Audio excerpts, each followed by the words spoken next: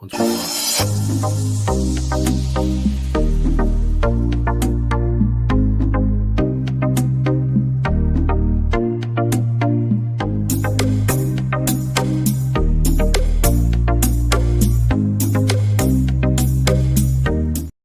Hey everybody, Ren Carothers here, joined by Matt Carothers, and in a little while we're going to be joined by Jess Stafford. We are just 10 sleeps away from the Breeders' Cup World Championships Future Stars Friday, and this is a 2-year-old Tuesday. This is going to be the last live stream of the season before the championships. I'll bring you more content after the fact, of course. But yeah, joined again by the, I'll call you the better half. Why not? Definitely not. Definitely not. It's like, if we're a whole, you're 3/4. I get it. I get a 25-cent piece. No, this is good. And now this is, you see on the horizon months in advance, you see the Breeders' Cup, Future Stars Friday on the 31st, and then Saturday the 1st. But you don't really start to put the pieces together. And because of this show, I mean, we're still 10 days out, and the early past performances haven't even come out yet. But I know we don't have that yet. We're piecing it together. No, I love the fact that you kind of, by doing this show, kind of forced me, and it was fun to go do some work, and just kind of a nice study session for us. I forced you to work. I like it. Yeah. But why don't you talk about, before we get right into it, I mean, why don't you talk about some of the great performances that come to mind immediately when you do think of this? I mean, I know the Future Stars Friday card itself hasn't been its own entity long-standing with the world championships, but these races have. I mean, like the Juvenile and Juvenile Fillies, and what is there a standout performance for you over the years of some of these youngsters and gone on to be superstars? Because that's what this card is about. Well, I mean, the one to me, because I was at Churchill, and it was for now it's the player show. It was the Breeders' Cup simulcast show back then. And I think I threw to the race actually too. So it was Uncle Mo. Oh yeah, 2010. So I get it was 2010. Yeah, that was the year. Yeah, and I kind of met Mike Rapoli right around then. So I've known Mike about 15 years. I met him then, and I remember that performance was just like, wow. And Mike and I are roughly the same age, so we were fairly young back then. Yeah. And I just remember, like, not only the performance, but him in the winner's circle afterwards. He was kind of new to the game, and like his whole posse, and like just the excitement, and we're gonna party all night, that kind of thing. So I mean, Uncle Mo is I can go way back to a Rozzy and stuff like that. But Uncle Mo for me is the one, because of where I was, and then I got to know Mike a little bit. That's the one standout juvenile performance for me that always is, off the top of my head, comes up first. I know. I'm so sad we lost Uncle Mo as a sire. The impact he's had on the breed is resonant. But yeah, there's so many great races that you could go back and, yes, in retrospect, go, wow, I happened to be there, or I was covering it for sure. But we've got a great group assembled. We're going to just kick it off with the FanDuel Juvenile to talk about that. And if anybody is wondering, because somebody's asked this in the past when I've had you on and you've been in a different room, even though we're in the same house. Yeah. We all have notes, y'all. Like, this desk is not big enough for two Carothers right now. Like, it can be when we're doing, maybe a show on, one weekend of racing. But when we're talking about all these horses, I've got iPads laid out, multiple keyboards here. And, I can't keep my hands off you anyway, Matt Carothers, if you're too close to me. So yeah, no, I'm joking. Well, just halfway. TMI. Well, before we move on, what was her name? I just can't think of it. The Chad Brown filly who then almost passed, that performance in the Turf. Oh, Lady Eli. Lady Eli. Yeah. That's another one. Of course, I can't think of her name right now, but that one was that was spectacular. Wasn't her morning line like ridiculous? And then she was bet down, and yeah. She was like 8-1 morning line or something. Went from like 6-5, or it was something crazy. I know. Anyway. I was hoping we, I don't think we're going to see this horse come over. I mean, you were talking about Lady Eli. I know she's got a 2-year-old colt on the track now, Dr. Agnew, another former Juvenile Fillies Turf champion, newspaper of record. She's got a really nice 2-year-old who won the KPMG Juvenile overseas there in Benevuto Cellini, but I don't think he's coming. We're going to talk to Jess Stafford later. She's going to be joining us in about... That's why I'm here, by the way. Take notes from her. That's 25 minutes. Yeah, no, we're we're going to get the inside scoop on the Europeans. I need that scoop, especially from her.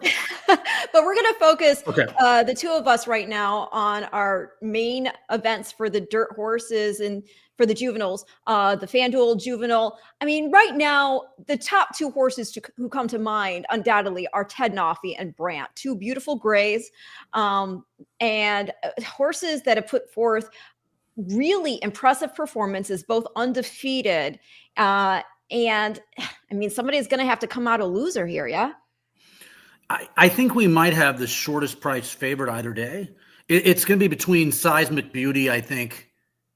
In the distaff. Well, and Nitrogen's get a lot of money. So I'll say this right now, that Ted Noffey will be the shortest price favorite. You think so? Okay. Yeah. I mean, it's a good group, obviously. You don't think that, people would be looking at this saying, okay, Brant, big figures, Bob Baffert, his circuit. Well, I don't think it's going to be the biggest field in the world. I'm not sure about that. But I think the two horses are going to get crushed. Whoever's your third choice is going to be a decent number. I don't know who that's going to be. And Intrepido, or whatever the horse is. Intrepido? Intrepido for, I think it's the Mullins horse, right? That won the American Pharaoh. I mean, you're going to have two horses taking all the action. I think you have Ted Noffey, in the even money range, and you're going to have Brant in the 7 to 5, 8 to 5 range, and then you're going to have Prices the rest of the field. Okay, well, what would you like to watch first? Would you like to... let's so I think it was a coin flip as to who's the favorite between the two going into their last preps. Right. And one prep was good. One was great. Yeah. And I think that's what separates the two in terms of odds going into the juvenile. So let's start with Ted Noffey. I guess that's all right. This is the Cleveland Breeders' Fraternity. We were there. We were there. Let me go ahead and share the screen. The thing that I like, there's nothing to dislike about this horse. No, there's really not. He's obviously we've gone over the story a million times. We know Ned pretty well. We talked to him for a pretty long time on Saturday before they won another race. Spendthrift winning everything. For some reason, sorry, not to interrupt you, but for some odd reason, the page here won't let me. I'm going to have to put it in again on its own. Can we watch Brant, or does it matter? We can watch Brant right now. Let's watch Brant. And then let's see here. Del Mar Futurity, September 7th. Yes, I've got that right here, ready to rock and roll for your viewing pleasure. Okay, so Brant right there, the gray horse coming up the 2-hole. Yeah, his maiden win was spectacular, right? I mean, his first start. Yes. I mean, his first start was so good. He was 1-9. The Del Mar Futurity. I mean, the horse.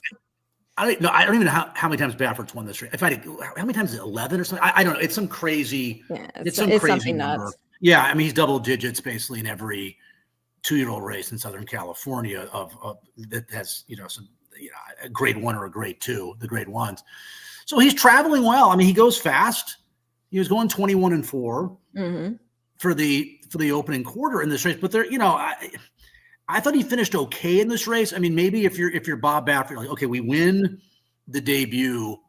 So 101 buyer figure, by the way, for those who subscribe to those. So easily that maybe it would be good to be tested, because he is a little bit tested in this race, right? I mean, that's Desert Gate coming after him right there. Yeah, Desert Gate, who then came back and finished second, I think, in the American Pharaoh. Yes, beating just 3/4 of a length to Intrepido. Right. So the horse comes back and runs second again. I mean, this is a good win. Let's also not forget that it's, he's got to stretch out to the mile and 16th distance from the 7 furlongs, right? Yes. Of the Del Mar Futurity. So, I mean, obviously he's by gun runner. So you wouldn't think, but still he hasn't gone 2 turns. Ted Noffey has. And he's also a horse that's been sort of one-dimensional, where Ted Noffey has not. So I think, and he hasn't raced since. I mean, that's, they decided not to go. That is the one question I have about not having run since then. Yeah, 2 months almost. Right? I mean, that's a minute to be off, but I mean, hey, it's Bob, and if anybody can have that horse ready, obviously, I'm not going to doubt that he knows the best plan for his charge. The thing I would say also, I mean, yeah, when you look at this, I mean, this horse had a lot of expectations going into that debut. Not only is it Bob Baffert, who, you're going to put money down on a 2-year-old coming out at, Del Mar, right? You know that these horses are well met. He cost $3 million at OBS in March of this year. Started by Eddie Woods, father of David Woods, who works with you. So, I mean, this horse was well prepared for that start. Undoubtedly. Affectionately known as Ginger. Yeah. Yes. Yeah. Yes. But yeah, he backed up, stretching out to the 7 furlongs from the 5.5 furlong debut. And this is going to be, not only is he coming back off, some time away, he's going to be trying the 2 turns for the first time there in the FanDuel Juvenile. Now, obviously he's got the pedigree for it. You're by for, Gun Runner. And he's out of Tynan by Liam's Map. Interesting thing about her, she is a half sister to Papa Cap. Do you remember him? He won the Best Pal. He was second second in the Breeders' Cup Juvenile. And he himself is a son of Gun Runner. So it makes sense that they bred her to Gun Runner as well.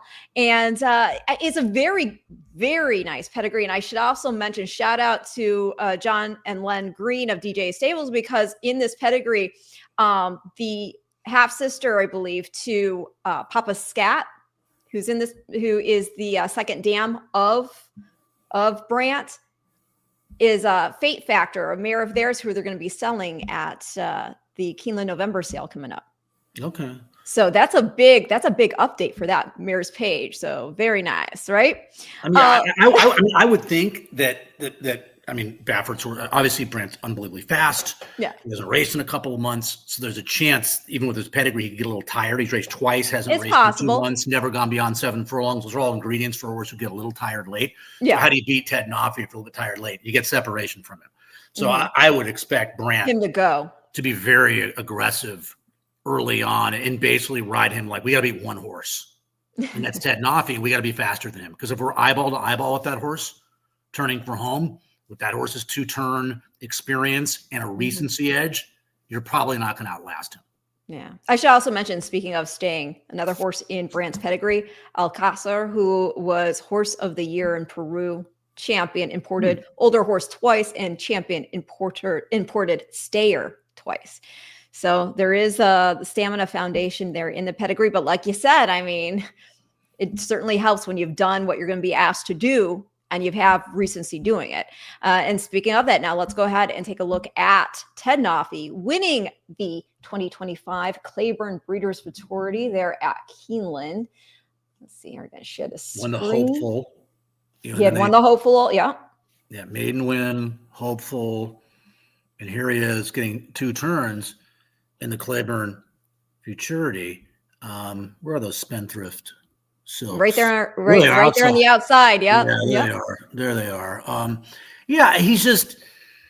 He's so talented, and I mean, this is kind of like how an older horse runs here. I mean, this is these are ingredients that you want for the Derby, right? You want a horse to place himself into a race, settle, relax down the backside.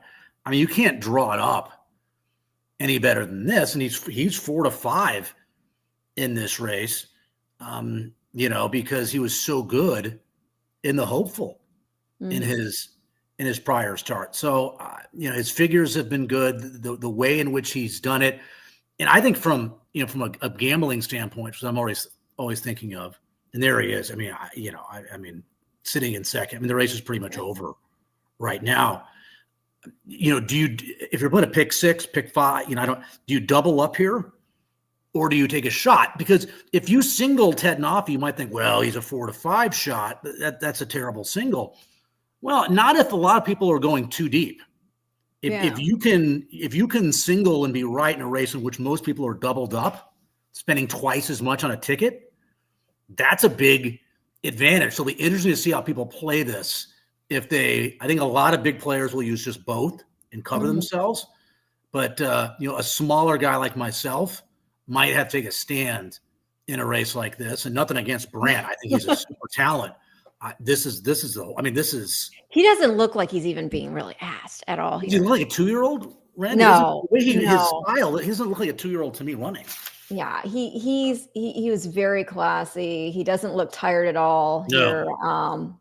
He's a very impressive horse for a number of reasons too. It's very cool with Ned Toffee, for whom he's named.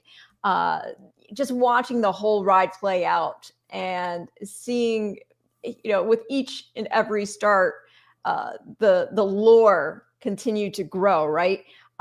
He's actually I've told you this before, but his name is a spoonerism. It's where letters have been transposed, the first letter of a couple of words. And yeah, I'm going Archibald Spooner. So that's where the reference comes from.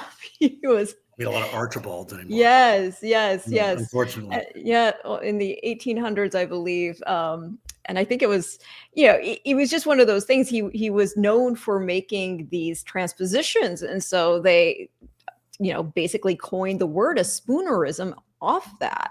Okay. And I think it's great. So when this horse goes to stud, he's already got some fun names you could, basically incorporate in there. But yeah, Archibald Spooner, he was a British clergyman and educator at Oxford.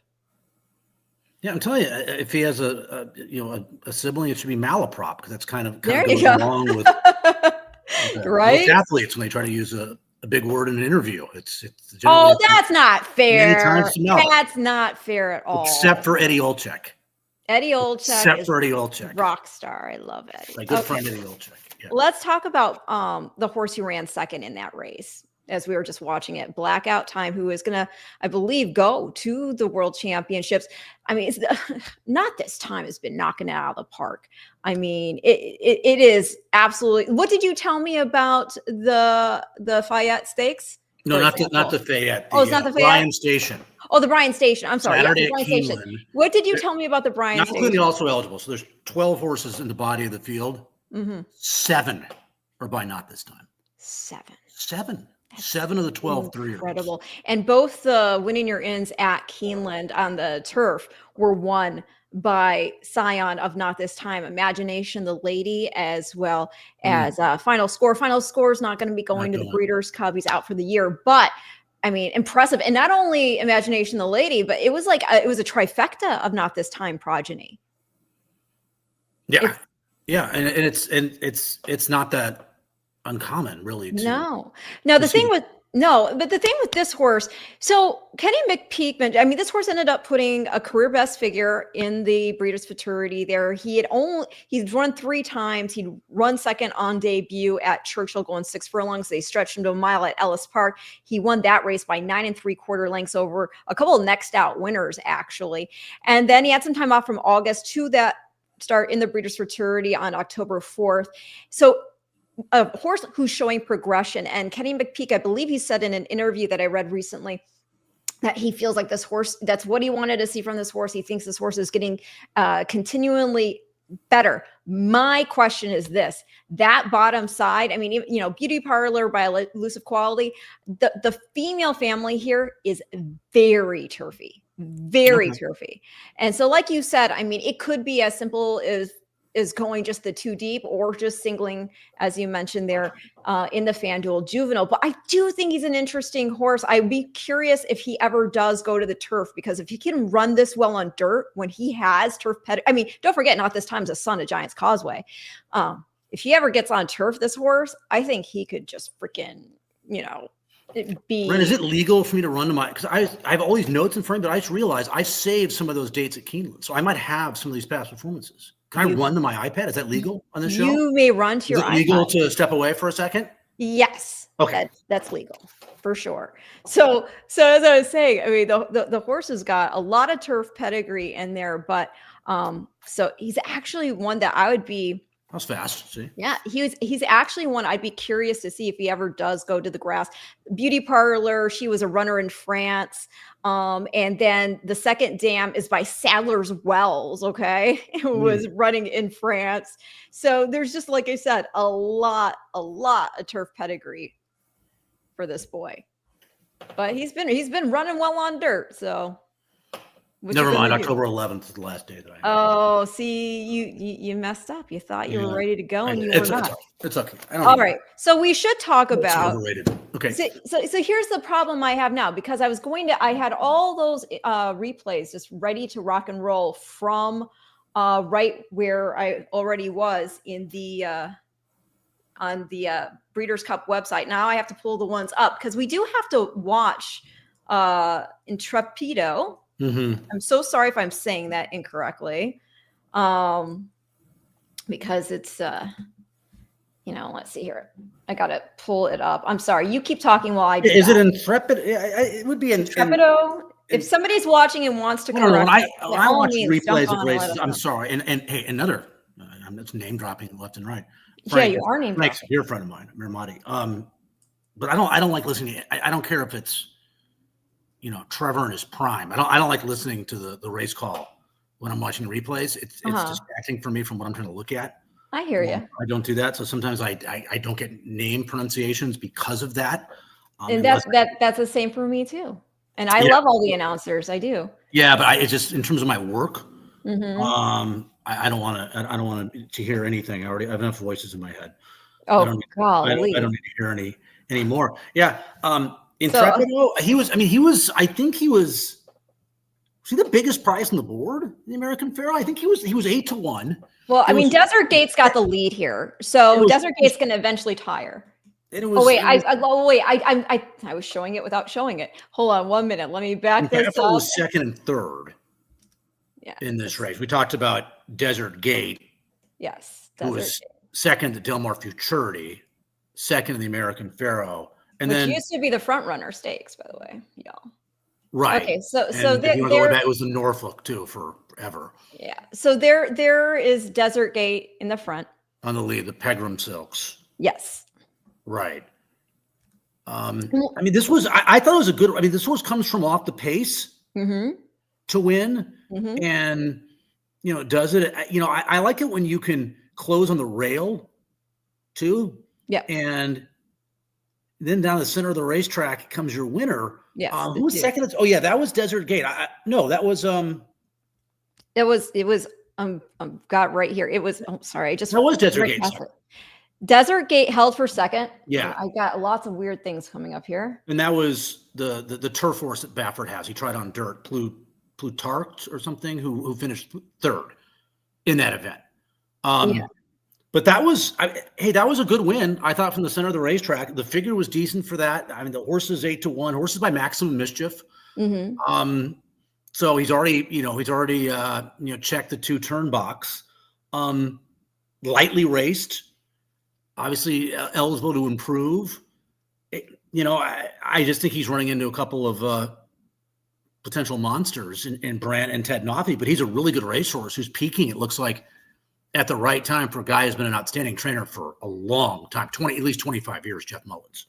Yeah. I was actually surprised there I guess not on the stretch out. It made sense. I didn't know that we would see Desert Gate on the lead there. I know he had the rail. But Civil Liberty, who was fourth in that race, actually talked to Doug O'Neill briefly yesterday. He's going to run in the Juvenile. I think he thinks I don't know if he thinks he can win, but I think he thinks his horse is better than the performance he put forth, which was an okay fourth at a real, at not huge odds in the American Pharaoh. So Doug is going to run Civil Liberty. Oh yeah. So yeah, we saw him at this. Well, you saw him at the sale, like you just mentioned. I did. And somebody else we saw at the sale. So is there somebody else you'd like to talk about regarding the Breeders' Cup Juvenile? Or I don't think so. No. We can move on. We think it's as simple as all that. Yeah. Because there is one thing here. Just you talk for a moment while I pull up what I wanted to do here. Remember, I got to get the child in 35 minutes. I know. Yeah, we have a lot of races to cover. Thankfully, Jess is coming on shortly. So I think the Juvenile is going to be, one of the chalkier races. I'll be surprised. We've had some big upsets. The upsets we've had in the Juvenile race seems to me over the last few years has been the Fillies. Yeah. Right. Yeah. Whether it's whether it's Lucas at 45-1. Peter Urton, Champagne Room, right? He won a couple of the Juvenile Fillies races at giant odds. It seems like that's the race where you can have the DQ win that the Luch horse was put up. I'm sorry with names right now, but there's been a lot of giant upsets in the Juvenile Fillies over the years. Not as many, I don't think, with the boys. No, I mean, Fierceness was a pretty good upset a couple of years ago, but not a giant price. Do you know, going back to the boys, just out of curiosity, I was trying to go through, because my 1X theory. I do. My 1X theory. So basically, for those who don't, it's that horses who have hailed from female family 1X have won the juvenile so many times in recent history that it couldn't have been fluky. I mean, and just to make it more specific, I mean, you had Game Winner win in 2018. He's family 1X.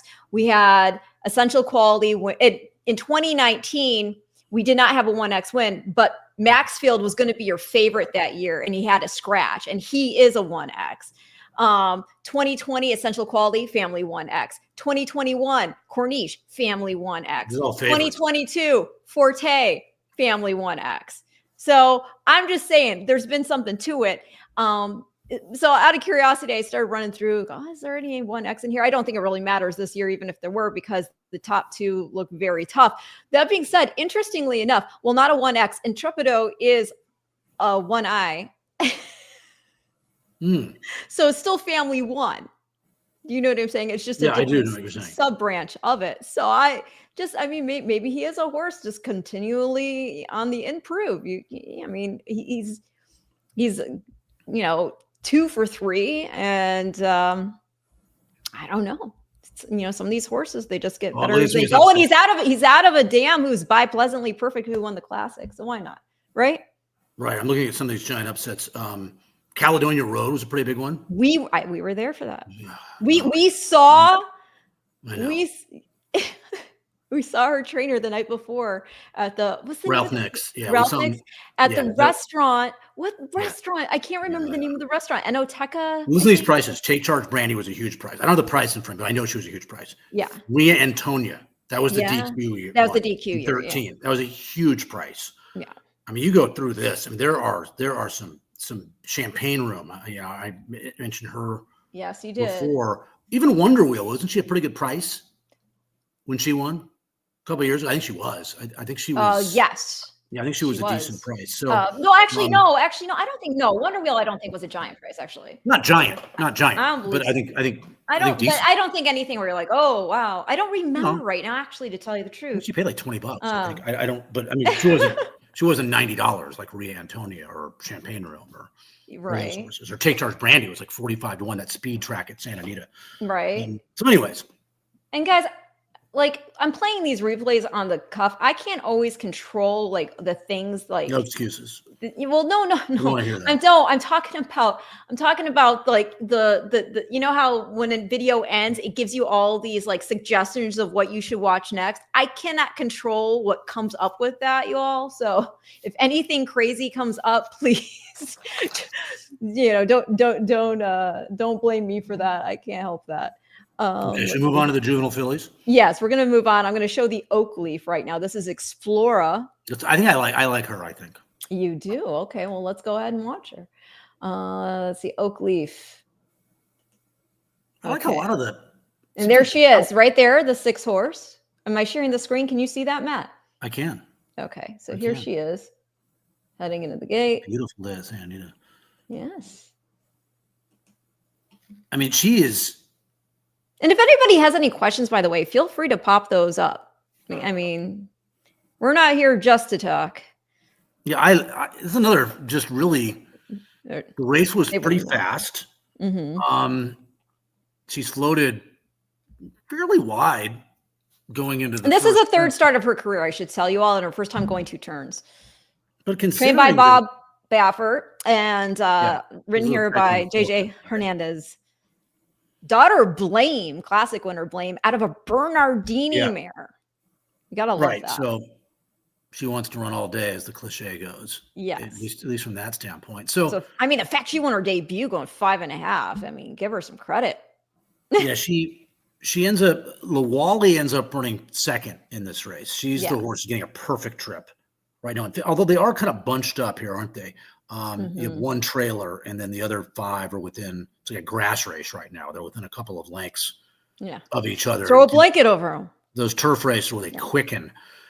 Basically a 47.5 miles. So you can understand why they're bunched up. They're not going that fast. And so Hamika really has everything her way, and Explorer's like, no, I'm not having none of that. I mean, she wins. I don't know the buyer, but the race came up fast. Well, the Explorer's buyer came back in 83. 83? She's going to win this. Yeah, she's going to win this by 4 1/4 lengths. This is her first start also without blinkers. And Hamika, who ultimately finishes 5th after, just folding on out of here, she came back to win the Anokia Stakes. So they cut her back in distance. Yeah. Did she ever get off her left lead there? You know what? I'd have to back that up to look. Let me back that up. I don't think she did. You're better at this than I am. Hold on a second. Let me back this up here. So let me watch. She's still a little green. She comes off a little wide, and she's still a little green. No, she changed her lead. She changed her lead. Right there? Absolutely. Okay. Yeah. Okay. Yeah, and then she took off. Yes. Right after she did that. Yeah. So it seems like a good, it's over now. You look under your shoulder, race over. Yeah. But a couple taps.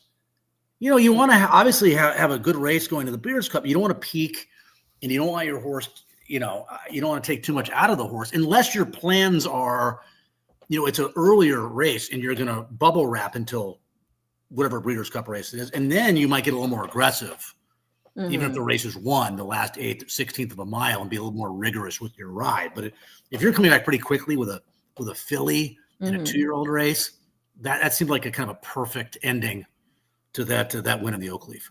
Yeah. Well, before we continue to talk about the fillies, I did want to go back real fast to talking about the juvenile, just because, we're talking about the top 2 being Ted Noffey and Brandt. It is kind of funny when you look back on it. And I mean, since 2021, it's been either Bob or Todd who's won the race. At 2024, it was Citizen Bold for Baffert. 2023, Fierceness, who we're going to see in the Classic. After he ran that game second last year, he was following that. I mean, that pace was insane in the Classic last year. Yep. And he still dug in to hold for second after what was it? What was Ushba? What was the name of that horse? It was Sotogaki was the Sotogaki. I'm thinking of that really talented. That was the I'm thinking of the other horse who racked up all that money over the years. Yeah, you're right. Say again, Soda. It's Dima Sotogaki. Dima Sotogaki. Yes, he went so fast. You know where he finished? This was right there. You know where he finished? Second to last. Yeah. Right. So, and I know we're all over the place right now, but in terms of Classic, I don't think there's no Dima Sotogaki in this race. So there's Fierceness. The lead is for the taking. Yeah. 2022 Forte won the Juvenile for Todd. 2021 it was Corniche for Bob. I mean, right? Right. And those guys aren't going to pay a lot. So there's, to my point, also when Baffert and Pletcher are winning Breeders' Cup 2-year-old races. Yeah. They're probably not going to pay a lot. So that's why that race has been a little chalkier. So again, returning our attention to the Net Jets Juvenile Fillies. Let's go here. So we just watched the Oak Leaf, and who would you like to watch next? I'm gonna have to pull it up because again, I had all those things ready to go, but it just the page did not want to work ultimately. I don't know. I mean, you want to watch Tommy Joe and the Alcibiades? Tommy Joe. Let's with Percy's Bar, because Percy's Bar actually crosses the wire first. Yeah, DQ here. All right, let me pull that up. So DQ win, and it was a correct. Yeah, but it's one of those ones we'll never know for sure. It does look. We have to call it right. If you don't know for sure, if there's a doubt about whether you cost a horse a placing, there has to be. You can't just say, well, you can't just get away with an infraction like this unless So it was the right call. Yeah. Taking her down, trying to visualize the race. She's on the lead and she drifts out in front of Tommy Joe, and Tommy Joe has to kind of steady in check. So the pace was not that fast. And that's Percy's bar on the inside, right? Yeah. Yeah. She goes right to the lead. She's the one. You know, the saddle. And Percy's bar is actually named for, I believe, a gentleman who runs one of the bars there at Keeneland. Oh, really? I believe so. Yeah. I did not know that. Well, now you do. Okay. All right. So yeah, and you know, sitting, you know, everyone's where they want to be right now, I guess. With Tommy Joe. Tommy Joe won the spinaway in her, I guess, you know, prep race for this race to stretch out and see how she can do around 2 turns. But the pace was not particularly swift in this race. And give Percy's bar some credit. I mean, she was your 3-1 solid second choice. And she ran her heart out here too. She did. 40 again, almost a 47. I mean, it's not dawdling, but it's not particularly fast over a track that was. This is opening weekend, right? This is opening weekend at Keeneland. I thought the track was fine. I don't think it was lightning fast or glib. I thought it was okay. So these fractions were average, I would say, and now it's a 2-horse race. I mean, everyone else went backwards at this point. You'll see the infraction coming up. Not yet.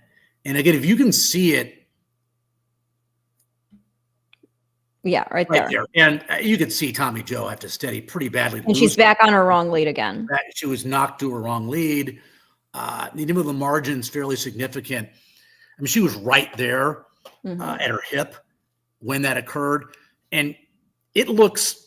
I don't egregious isn't the right word from the pan shop. You can see it from the pan. From the head on, it looks kind of egregious. I mean, you can really see her come out big time when you look at it head on.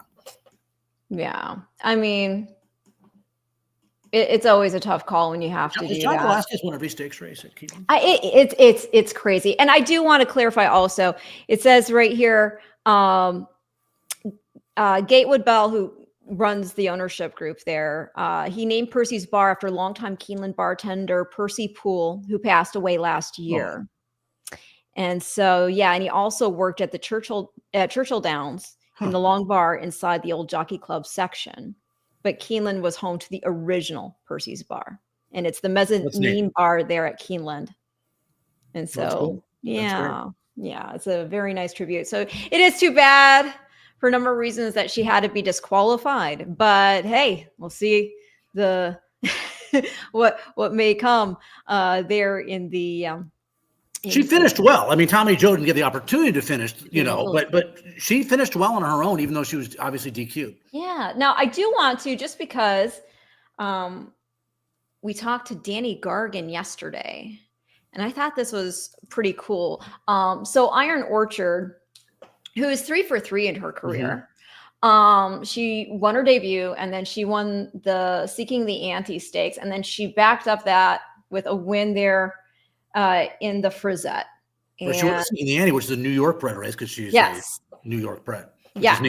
And after the Frizette, they put her in a flash sale, Phasic Tipton, and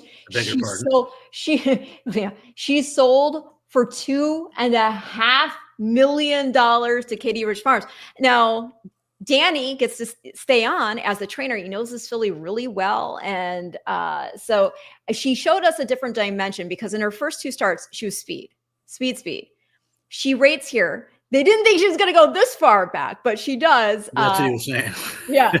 And let me go ahead. I'll share the screen. And here's Iron Orchard. And she's by Authentic. She's by Authentic, who won the Derby in 2020, that weird COVID year, right? And the Classic. And the Classic. And we were there for that at Keeneland. Right. Yeah. So she is the 6-horse, Iron Orchard. And you'll see her, instead of showing her customary speed, she's going to just rate back, and these other horses are going to go. And so she's going to take on, in a real race situation, kickback here for the first time. And, you know, we have a comment, which, it's just horses. It's cute. I'll just go right here real fast. Thank you for watching, Michelle. And, I love you got, the horse with the little treat bag in the mouth, waiting for some carrots and Mrs. Pastor's cookies. You know who runs huge in this race? This Riley Toll. Mitoli filly. Yeah. This horse runs second here. And you can see the odds. 34 to 1. Saffy Joseph. Involved, obviously, the entire, it runs her heart out and then loses by an inch. Yeah, Saffy Joseph. This is a Mitoli filly out of Piccolata by Bellamy Road. And she was in that race off a third place finish where she was beaten 11.25 by Tommy Joe in the spin away. She's going backwards right now. How does she run second this race? I mean, right? I mean, she's going to run last at this point. I mean, it's pretty, give her a lot. She's a gutty racehorse. So here comes your winner in the blue cap. Yes. 3 and she's wide. taking the kick back here. And then angles out, and we're going to finish up. And look at Riley down on the inside. This is very strange race from the runner-up. I mean, Savvy's got to be thrilled with this effort. Yeah, it wasn't the quickest race in the world, Ren. They stopped the clock in 35 and 97. Yeah. 100s after a 20. What was that? 2 and 2 or they went like 13 and 2 the last quarter. They weren't flying at the end of that race, but they were well in front of the others in that field. So I mean, Riley Toll, that horse was going backwards, came on again, then ducked down to the inside. I don't know how I love the heart that horse has. I don't know how the most talented, but still, she lost to Iron Orchard, who Danny was telling us yesterday. He's thinking she's probably going to be 5 to 1. That seems about right. So you're a nose behind a horse that's going to be 5 to 1 in the Juvenile Fillies that you belong. Yeah. Well, I got to give a shout out to this filly's pedigree too, because, her fourth dam, I'm going to go fourth dam, I am, is Gone Fallen. Okay. And her fifth dam is Grand Splendor. So you put that all together. And if you know pedigrees, you know that this means that this is the family of O'Geigen. This is the family of Fabiano, that Fabiano sired Unbridled. Damascus in there. It's an amazing pedigree. It's an amazing pedigree. And I mean, I think that it's one of those that I feel like the class is coming through, and Damascus isn't part of this one. I thought, but the O'Geigen Damascus isn't.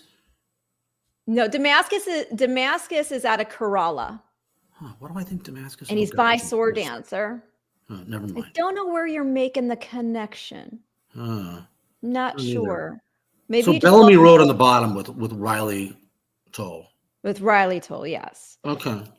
I'm sorry, you got excited for a second. But no.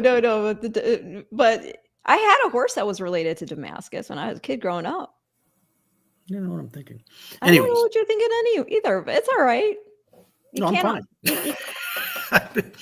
Come for the petty geek here, and I'm gonna.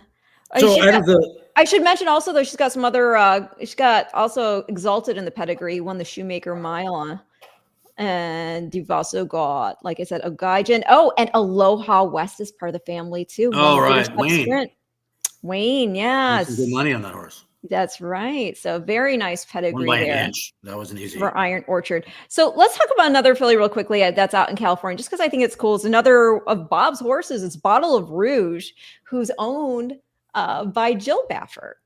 Okay. That's pretty cool, don't you think? That is pretty cool. And she's a daughter of Vino Rosso. She's out of a bluegrass. That's horse at Smith Road, right? Yes. Yeah. She last out. She won the Del Mar debutante over Explora. So you said O'Geigen, right? That's what you were saying? Yes. Yeah, he's by Damascus. Yeah. Oh, O'Geigen's by Damascus. Yeah, I knew it was some family. Yeah. Oh. Yeah, that's what I was saying. That's what I thought you were saying they were part of. Yeah. Okay. No. He's by Damascus, the sire of O'Geigen. I thought you were saying they were from. No, I was just no. Okay, so. Okay, sorry, I misunderstood what you were saying. Okay. And I should have known that O'Geigen is a son of Damascus. Yeah. I'm always so focused on the female side. But yeah, did you Bottle of Rouge again? If you were following, her last race was the Del Mar debutante, which she won by a length over Explora. Right, and it was a big upset. Mm-hmm. Yeah, right? 9 to 1. But yeah, I mean, it was a short field. Yeah, 7 horse field. Yeah, 9-1 on a 7-horse field. That was a big upset. So it's another Baffert horse that's been, put away for a little bit. That race was she closed on the center of the track, right? In that race. Do you want me to pull it up? I think we got to kind of move on, I think, to the turf a little bit here. Yeah, all right. Yes. Yeah, well, I mean, we'll see. I mean, you never know. She likes the racetrack. It's Bob Baffert. She'll be a price because Baffert has Explorer, and that's the Baffert horse will be getting all the attention. So I mean, you'll get another price again if you liked her. And Mike is the most winningest jockey in Breeders' Cup history. There was a period, I don't know. He hasn't had quite as many mounts in Breeders' Cup races last year, but there was a period. Not only was he the winningest rider, he was literally like winning like 21 or 22% of his races. That's incredible for any jockey at any meeting. Yeah. And to win 20%, 21% of your Breeders' Cup mounts.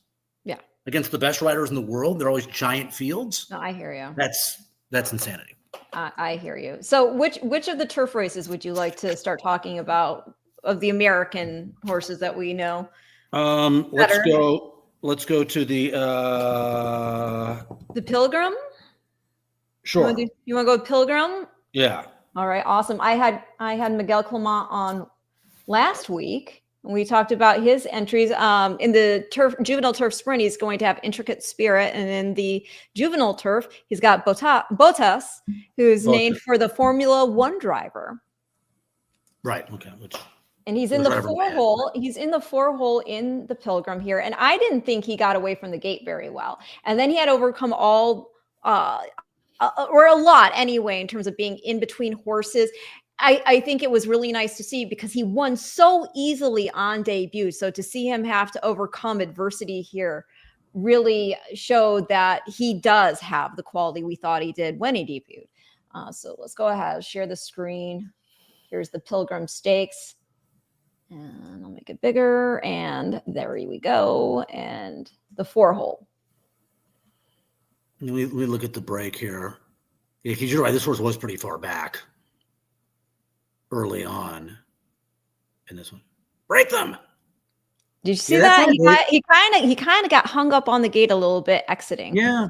Yeah, that's legitimately. I mean, he recovered really, really well. He did, and that a testament to his agility and perseverance. You have to have that type of mentality. You can't, train a horse to be gutty. They either have to have that or not.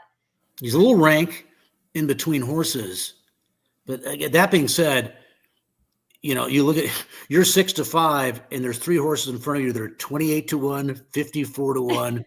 And 52-1. Yeah. You kind of like your, where you are at that point, because you have to assume we don't see too many $106, $110 winners occasionally, but seldom that those horses are going to be backing up to you at some point. So now you just want to save ground, right? Yeah. So you have a little bit of trouble between early, and now you just want to be in a nice position, save ground with the best horse. And I think, this is the thing I like about this was the fact that he did overcome some adversity. He did get bumped around a little bit in the beginning. He did not break particularly well. And it's a pretty big field. Yeah. Too, which is something he's going to have to deal with, obviously, in 10 days. So I like this win. Mm-hmm. I think that the race collapsed, I thought, a little bit here late. Well, he also, if you watch him here now, I mean, he and here's Johnny are like all over each other in the stretch. Yeah, I mean, this is a great experience for this horse. I know. He's still a little bit green. He has other green things all around him. It's just like he really had to gut it out. Yeah, and he's never giving up that lead. No, he's never giving that up. That's a really good win. Yeah, I thought so. Because these grass races in general, especially in the Breeders' Cup, occasionally, but not too often does a horse win by like 5, right? Right. You'll see it in these dirt races, horse blows somebody out. But in grass races, especially with the 2-year-olds, where if you're a top 2-year-old running in a Breeders' Cup juvenile turf race, good chance you've been winning by a length and a half, 2 lengths in your races. Yeah. That's why you're there. Mm-hmm. So in a race that might be decided by a nose or a head or a neck, we know this horse has tremendous heart, and he was never letting that horse to his outside get by him. No, again, it was really impressive, and you even look at That's that. a great backtrack. It is. Thank you. And for me, like I said, he just had to do so much, and it's hard for these 2-year-olds. One second. I wanted to make sure I knew something here real quickly before I moved on from him. So you keep talking real quickly while I pull it up. So okay, and the other horse, I don't know, you probably won't show. We probably don't have time right now, but final score is not running, right. And Wild Desert. Oh, so do you want me to? Well, do you want me to show the summer stakes for Argos, right? Speed Sim? Do you want me to show that the Argos, or? I'd prefer if we can only show one. I prefer Hey Nay Nay, but we can whatever you want to do. It's your show. Okay, you want to show Hey Nay Nay? Sure. We could show Hey Nay Nay. I love this win. Okay, give me 1 minute and I'll pull it up. And normally, we all know that the Europeans have the advantage. Well, this one over our grass horses. Well, a lot of the Europeans, babe, a lot of the Europeans who've been having success, they're by No Nay Never themselves, who was trained by Wesley Ward, won the Prix Morny, was champion. I'm curious because I will be gone, so I won't be able to watch it. So I'll have to catch you and Jess later when the show re-airs. Yeah. But it seems to me like it's not the best group from Europe coming over here, like compared to years past. There's a few horses I'm excited about. There are. But just in general, maybe a little not quite as what we usually see. Like so if I'm right about that. Okay. And then we think, okay, the East Coast grass horses, mainly because of Chad Brown, are better than the West Coast. I think of the 2-year-old division that's different this year. Yeah. I like this is the horse I like most. Hey Nay Nay, I think for Saturday. I'm sorry. I pulled up the summer. I meant to pull up I'm sorry. Let me pull that up. Hey Nay. And obviously it's an advantage to especially. And he won the local prep. Yeah. Right. Exactly. That's how much of an advantage? I don't know. It's definitely an advantage. Okay. Well, let me pull it up now. Here's Hey Nay Juvenile. But what I was going to say is what I was going to say was he's by No Nay Never, and No Nay Never is the sire of a couple of these horses who are coming over from Europe anyway. So, right. So let's go here. I'm going to share the screen, and here's Hey Nay Nay staying undefeated, by the way, for Sadler. This horse was scouted out, should mention, by a good friend of ours, David Ngordo. No, he scouted a good horse. Yeah, right. With Sadler and Heronis Racing. Yeah. About time. Jeez. I know, right? A little icy lately. It's been a little long since. No. But no, this horse, again, undefeated, son of No Nay Never. No Nay Never himself was second in the turf sprint. I remember that was a heartbreaker for you because you needed him. And actually, no, the reverse. You were happy. You beat him with Bobby's Kitten. That's what it was. Oh, outside post. Yeah. Right down. Right. Me and Paul LaDuca went crazy. Yeah. This horse has the ability to get into a race. He's the even money favorite. So he's the horse sitting in second right now. That's your winner. And look how strung out they are. Right. Yeah. I thought this race, they go 22-1 the opening quarter. I know it's Del Mar. It's a little different than these East Coast turf courses, but still, even if you're relatively new to the game, you're probably not watching the two of us right now. But when you see them strung out, what is this? 15, 18 lengths from first to last here? This early on in a race, they're going fast. That's pretty much just a basic premise when you're looking at a race, right? They're bunched up, they're going slowly. When they're far apart early on, that means that they're going very fast up front. So the fractions are honest. And you're part of those fractions. Yeah. You're on the lead right off of it through these kind of taxing and look at, right now in a perfect spot turning for home. This horse was 2 for 2 coming into this race. This is an unbelievably impressive, I thought, easy win for No Nay Never. And there are some horses coming on late here. You mean for Hey Nay Nay? Yeah. For Hey Nay Nay. But this is an easy win. And he's never really touched at the end of this race. He's shown the stick. I love horses, because again, especially in these 2-year-old races, these grass races are these giant fields. So I know Botas had some issues in the beginning, But is there a shot he could have some trouble again? It's tough to close from dead last in these big fields. Yeah. And Del Mar, the turns are a little on the tight side. A horse that can place himself like that, you avoid trouble for the most part. They're both very good. I think both their backtracks are excellent. But in terms of this particular race, I probably prefer the horse with the local win, and that is Hey Nay Nay. Okay. Well, the other fun fact I would mention from a pedigree perspective for that horse is that he is his mother rather is a half sister to 8 Bells. Oh. Yeah. Okay. Yeah. So very, very class pedigree there. And to win the local, yeah, gone too soon, obviously. Absolutely. But in a happier note, I love the horse's name, mainly because it's gonna. So everyone calls me Ren, but my name's Renee. Mm-hmm. And so before people started calling me Ren, they'd be like, "Hey, Nene." So I like that. And something else I like about this horse. Remember what I told you about my favorite family, right? Well, what family do you think 8 Bells in this horse belongs to? Oh, really? It's a 1X. Okay. And a really good turf sprint anyway, horse that I can bring to my forefront of my mind at the moment is from that same family is Golden Pal. Okay. Is a 1X. So, okay, but I'm gonna have to. I know. Do you know what I did?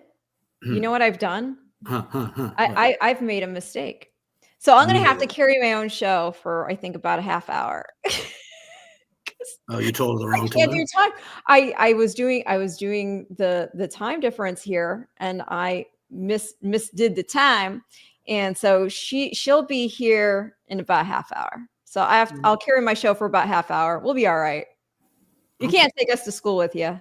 No, I can't. Maybe you can try to get a hold of her now while I'm talking here. Can we show one more backtrack? Maybe you can text her. And... No. It's fine. She's on her way home. She would come in and broadcast. Okay. Can we show one? Because we haven't talked to Juvenile Fillies Turf. So I'll show the horse I like. Who is it? Okay. Who we got? Brave Deb. Another. Hold on. That was yes. I know who you're talking about. Hold on. Brave Deb. Yep. Give me one moment. Surfer Girl. The Surfer Girl. Yep. Surfer Girl. I had the date, October 5th. Well, I don't need the date. I just need to pull it up here. It's the Surfer Girl, Brave Deb. Another race in which I thought it was pretty similar to Hey Nay Nay's win in terms of style, finish, time. Obviously, same turf course.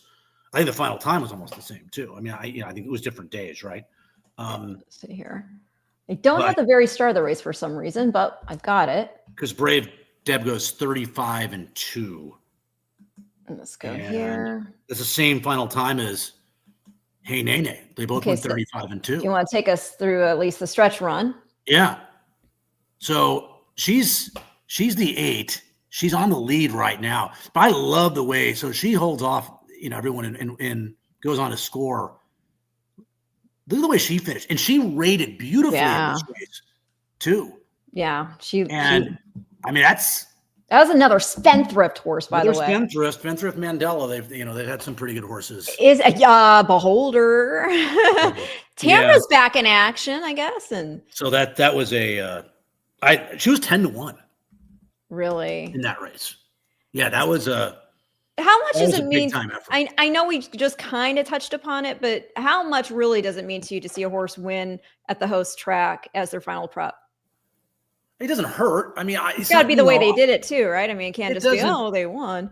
Hurt. I mean, if you look at some of these horses and they've raced 3 to 5 times and they've already raced at 3 or 4 or 5 different racetracks and they've done well, and now they're going to Del Mar. I've never been there. It's not really a concern, right? They've kind of take their race everywhere. If somebody's just been glued to one racetrack, which really isn't the case because you have to go from prep race to prep race this time of year, then you don't look at it quite as much. But yeah, you don't have to ship.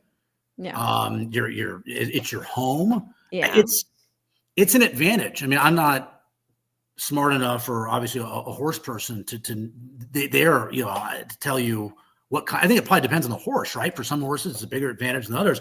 With a horse like that, I don't know. I don't know how big of an advantage it is, but I know I like it, and I know that it's one less question mark that you have to deal with when you're talking 2-year-olds, which are still, even at this level, they're still question marks. Yeah, well, this one is a daughter of Authentic. I should mention that, and she is a half to a stakes winner in Turapati, who won the Wilshire, and she was second in the Buena Vista. And there's some other grade one. There's grade one pedigree in there. Family includes Fauda, who won the Spinster, the Hollywood Oaks. So very nice pedigree for her. I mean, on the surface, I should have a street sense. Damn. And the for those deputy minister fans out there, the second dam is a daughter. No, the thing and then I do got to bounce. I know. I get our child. I know, yeah. She sat second with those fast fractions. You know who she sat off? It always matters to me in front. Are you sitting off a 50-1 shots in the back? Right, yeah. She was sitting off the even money favorite. Yeah. No, that definitely matters. Who ran last. So that was a big time win. All right. So did you learn, before you jump, I know you got to go, did you learn anything, that just stood out to you most that you're going to take with you as you do your handicapping going forward? Is it the Bota start and just the whole race itself? Was that your main takeaway? Oh, wow, eye opener. Yeah, that horse is a real tough SOB. I can say that on this show, right? I think, yeah, you can say that. And Percy's Bar is a really tough SOB. I don't know how good she is, but she was tough. And who was the giant long shot that I can't think of? You're Riley Toll. Riley Toll, that horse. Right. Yeah. Those are good horses that try that hard. If you don't think they can win, they're great horses to use underneath. And last bit of advice. You're exotic. So that horse to be a big price again. She's 34-1. It was an aberration. It was the horse tries her, off, and holds on for third. Other horses quit. Last bit of advice before you shove off there. Don't be afraid. Don't be afraid. I love it. Well, Simon says, hello all. Is everybody as excited as I am for this year's Breeders' Cup? Yes. Yes. All right. Go get our child. Bye, everybody. I love you. I'm staying here. I'm staying here with you all. Leaving. Hopefully Jess gets back sooner than later. So I have to just talk to you on my own. I'm very excited. If you do have any questions, like if anybody's out there, you've got questions, I personally love the pedigree questions. If I can look something up for you, for example, thank you, Simon. Simon says, bye, Matt. Appreciate that. I should mention, so yesterday I was at Phasic Tipton collecting some further interviews because we like putting together these little packages with connections of horses who are going to be contesting the World Championships on Future Stars Friday. And I was about to record with Mark Cassie, and I've got this big tripod and I'm carrying it. And I had set it up. You have to, obviously telescope it up or however high you need it to be. Somehow, and I didn't even realize I did it, I must have pinched my finger right between where you can, higher it or lower it. I'm about to do this interview and I look at my hand and it's a gusher and I didn't even realize I was injured. So yay, I'm tough stuff, right? Anyhow, I go get myself fixed up and you like my little Disney, I don't know, it's a cartoon bandage right here. But get myself fixed up, do the interview. The problem is now I'm playing hurt because everything I do, it's with this. And I legit took a reasonable chunk out of my finger here. So that's not the best thing to happen to you before you have to do a bunch of typing and whatnot, but so it is. Anyway, so we've already gone over a bit the FanDuel Juvenile. We went over the NetJets Juvenile Fillies, some of the horses in those races. And then we just touched upon the Juvenile Turf and the Juvenile Fillies Turf. And there are, of course, going to be a lot of horses coming over from Europe that we're going to be excited to see. One of the horses I'm very curious about is one named True Love. And yes, that is one of the Aidan O'Brien charges. And I'm not 100% sure. I'm thinking she's going Juvenile Turf Sprint, but I guess there's a chance she does the Juvenile Fillies Turf. But she's been showing that, she's got that turn of foot. So I'm thinking it's going to be the sprint, but I'm going to save that to talk about with Jess when she gets on. So in the meantime, what I'm going to do is I'm going to pull up one of the packages we've already done with Todd Pletcher. And this was on Ned Toffee and Tommy Joe, because I talked to him right after Ted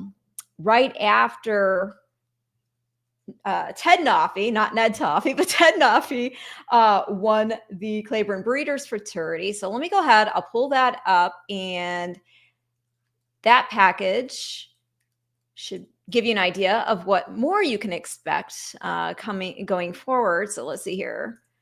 Just pull it up. And I got to give a shout out also to our editor, Ernie Munich, who just celebrated a birthday. So happy belated birthday also to Ern. I send him all the interviews I do and extra footage I get, and then he puts it into these great little packages. So here that is. Let me go ahead and share the screen. And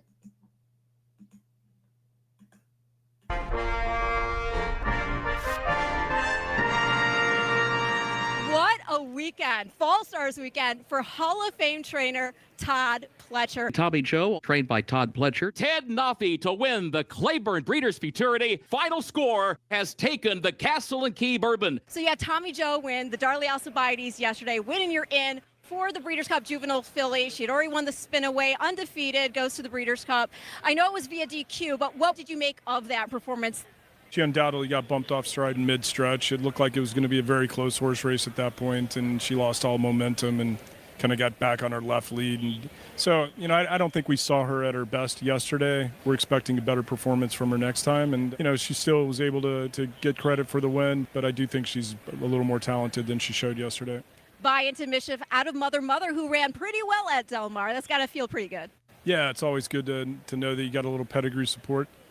Let's talk about another horse's pedigree who's pretty lit. Talking about Ted Noffey, named for Ned Toffee of Spendthrift Farm, a son of Into Mischief they actually bought, and out of an old-fashioned mare. Wow, was that a scintillating performance there in the Claiborne Breeders' Futurity, staying undefeated after that dominant win in the Hopeful.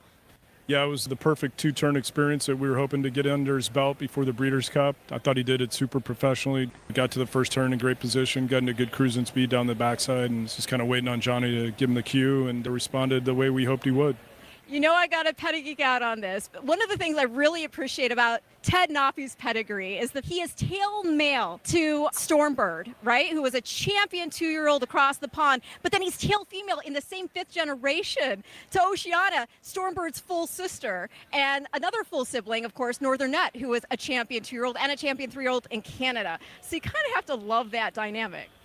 Yeah, I mean, there's a lot of Stormcat influence in there, and with Into Mischief being the son of Harlan's Holiday, and what's great about them is they have that tenacity that I remember when I worked for Wayne, the Stormcat, that they were so competitive, and it seems like they passed that trait along. And how meaningful is it to you to be on this ride with Ted Noffey for Ned Toffee? It's been a lot of fun. I think it's generated a lot of excitement around Spendthrift, and it's been well received, and it's kind of clever and adds a little more fun to it. You're known as the Todd father for the stallions that continue on the legacy. Is there added pressure because of the name? Look, I think when you have a horse like this, it's now the Grade 1 Hopeful winner, Grade 1 Breeders' Futurity winner, and son of a stallion that they stand, and sort of the legacy of Spendthrift really evolves around Into Mischief. And so it's cool to contribute, and just happy to be part of the team, and appreciative of the opportunities to train horses like these. And I got to ask about a horse who was a future star, proved to be a dominant star. Talking about Fierceness, who won the Juvenile back in 2023 and was champion 2-year-old colt. He is what our program is all about. These horses that we're showcasing to be the headliners of tomorrow. And he's really lived up to that. Last year, Del Mar, we had obscene fractions, and he still hung on to show his quality. Now, coming back off that Pacific Classic win, going into the Breeders' Cup, I know he's not your only horse going for the Classic, but what do you make of how he's training up to the big dance? He seems to have come out of the Pacific Classic better than ever, and he handled the ship great. He obviously likes Del Mar, which is huge. Yeah, we're super excited about the way he's doing, and looking forward to getting him ready for the Classic, and hopefully can do one better than last year. Gotta love the Todd squad. So congratulations on all the win in your ins, and we look forward to the Breeders' Cup at Del Mar. So there was Todd talking about Ted Nafi. I always have to pause for a moment, make sure I don't say Ned. Ted Nafi and Tommy Joe. You did see final score in there, of course, the very next day, which was a Sunday.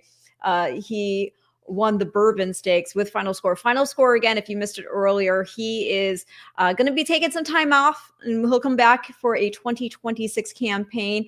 I'm curious, while we're waiting for Jess to join us later, what do you all think about the Classic? Give me your thoughts on that. I think obviously it's very encouraging to see Fierceness get that win over the Del Mar surface. We know he got over it well in the Breeders' Cup last year as well.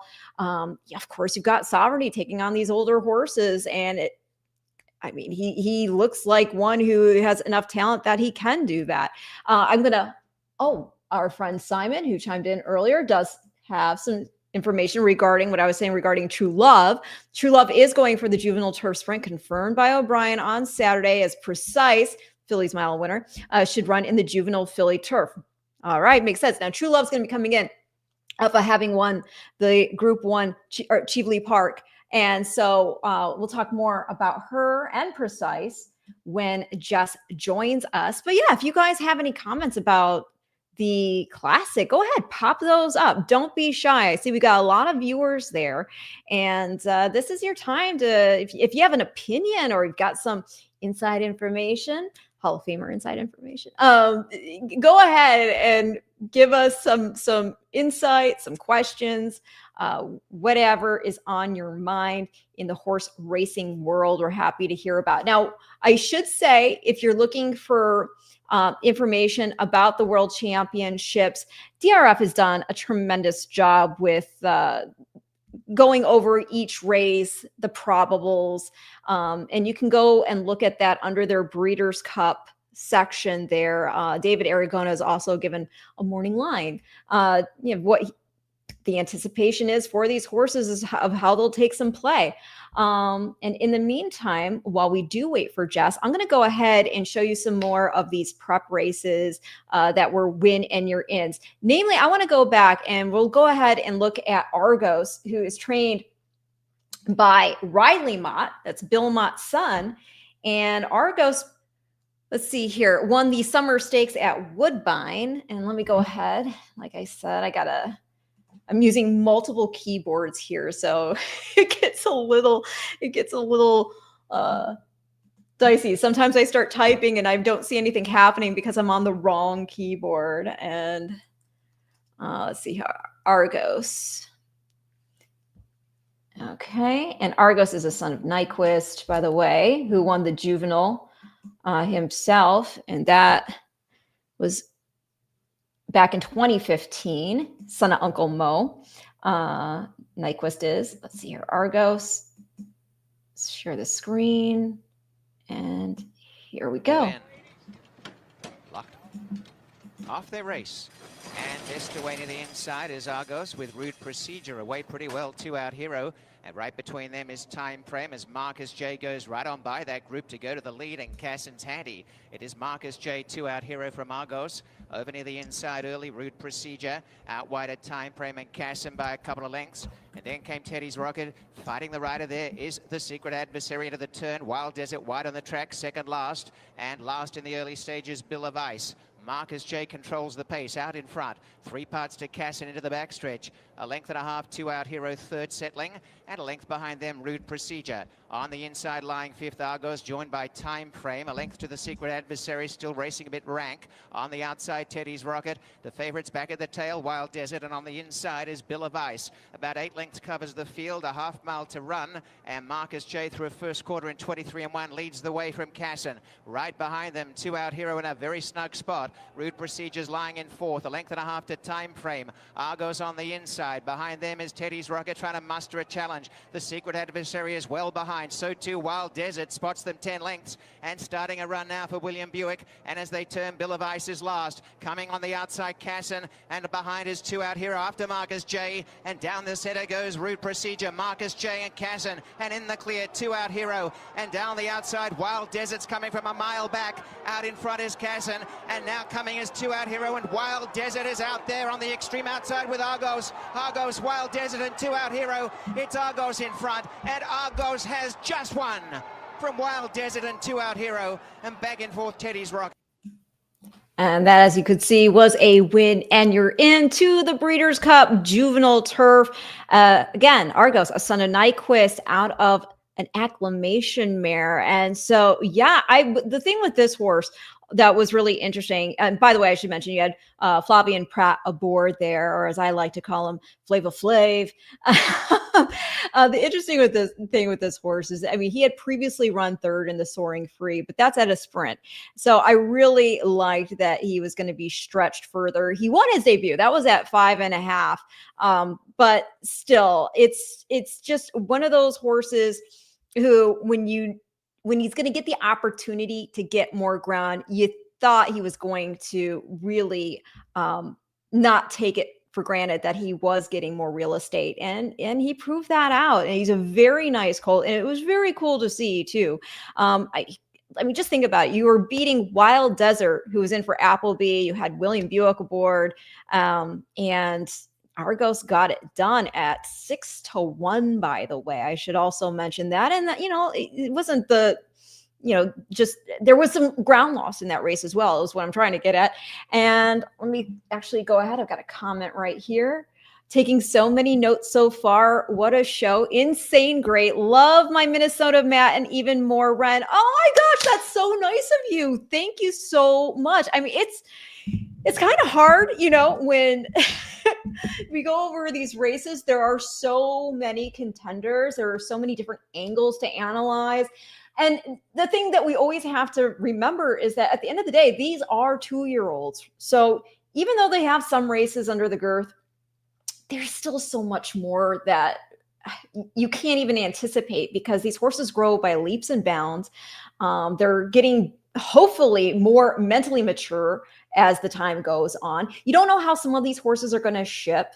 You don't know. I mean, even with older horses, not every horse likes every track. So it's all up in the air, so to speak. But there are certain things that we can try to fine tune in terms of the data, whether it's, the past performance information, the pedigree information, and at the World Championships, it really is one of the best events, because you're going to get so many horses, not just on Future Stars Friday, but on Saturday's card, that you would get them at prices you never get them at anywhere else, because there's just so much depth to these contests. Simon, you got more information. All right, love it. And by the way, thank you so much. PVA 9973. Simon says, Grafford said on Saturday that Goliath, John Stewart's horse Goliath, and Salon Mile, Gazora, Filly, and Mare Turf all on course to run. Don't you love it? I love it when we get, again, solid international contingents, because that really does put the exclamation point on World Championships. That's what this is. And I am a huge fan of the 2-year-old card in particular, just because I love the idea of what if this is going to be one of the greats, right? You never know. And the whole concept of the card is that, these are the future stars who are going to be writing the headlines of tomorrow. And going back to talking about fierceness, as I mentioned in that package there with Todd Pletcher, even though these packages that I'm doing are supposed to be focused on 2-year-olds, I get to talk about him because he is exactly what this program is hoping to produce. A horse who's going to rise to the occasion and dazzle us well into, their 3-year-old season. And hopefully, it's like fierceness here running at 4, right? So it's very exciting. Another example of this would be Nitrogen, right? She was 3rd in last year's Juvenile Fillies Turf. And she probably could have finished even better. There was, a bit of the trip issue that came into play. But I mean, look at Nitrogen now, right? I mean, not only has she shown all this quality on turf, but she's a grade 1 winner on dirt. She won the Alabama. She was right there with Jin in the grade 1 spinster at Keeneland. She's going to be taking on the fillies and mares there in the distaff. It's, again, a testament to what the Future Stars Friday card is about.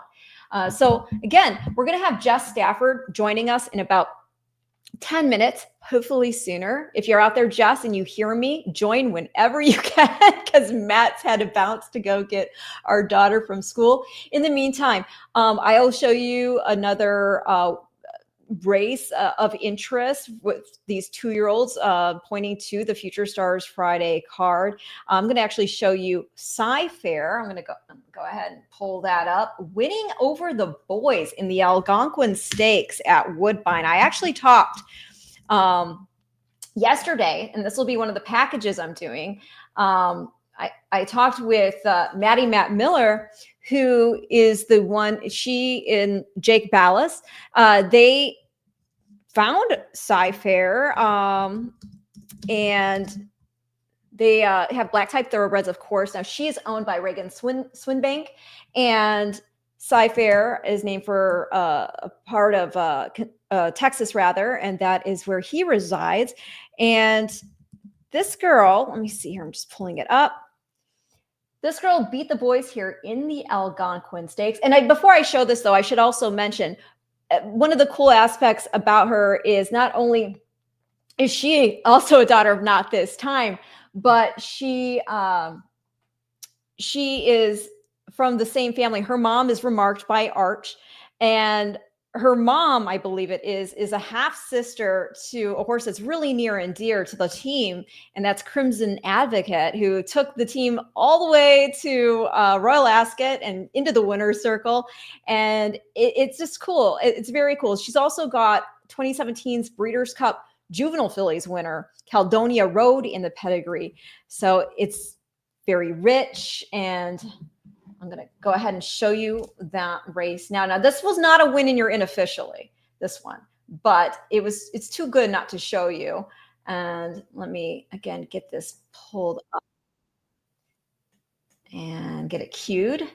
Here we are, Sci-Fair. She's on the inside. You're going to see her back completely out.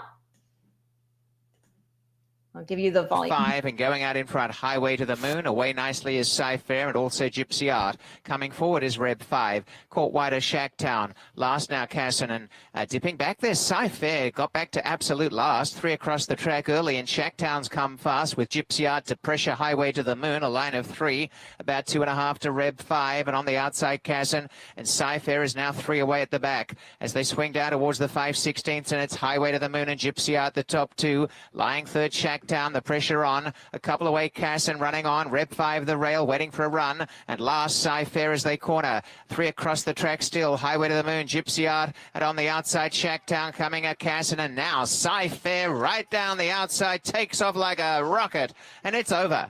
Sci-Fair just decided it's time to run, and the rest of them are looking for minor rewards as Sci-Fair rocks on to win in the Algonquin Stakes by 4 lengths to Casson, Gypsy Art.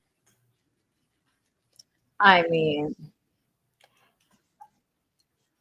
the way that played out, right? It's just like, oh, it looked like she's not going to run today, and she's just, okay, time to go, let's go. And she passes all those boys in stretch like it's nothing. I thought that was very impressive, and again, for such a great group of people to involved with her, and I don't know. That package will be coming out soon as well. Well, they all have to, right? Because we're creeping right up onto the Breeders' Cup. It's crazy how fast time flies. It truly is. But again, that's Sci-Fair, trained by George Weaver and owned by Reagan Swinbank. Medallion Racing is also part of the ownership group as well, and Mark Stanton. And that was her 3rd career start. She won her debut. She got beat in the Bolton Landing and just beat. And then, as you saw, she wins the Algonquin Stakes. The next race I'm going to show you is an official win and you're in. And we had a not this time trifecta, actually. This was at Keeneland, and I am talking about, you guys probably already know what I'm going to say. I'm talking about the Jessimine Stakes. And this is with Imagination the Lady, trained by Brendan Walsh, who's just been having an incredible meet here in Lexington. I'm so happy for him. He's one of the most humble people you can meet. And he also, of course, has Jinjin going into the distaff off her win there in the Spinster over Nitrogen. But here we go. Here's Imagination the Lady winning the Jessimine. Once I back this up, I'm going to get this playing for you. I always got to remember to share that screen. Here we go, guys. They're off in the Jessimine presented by Keeneland Sales.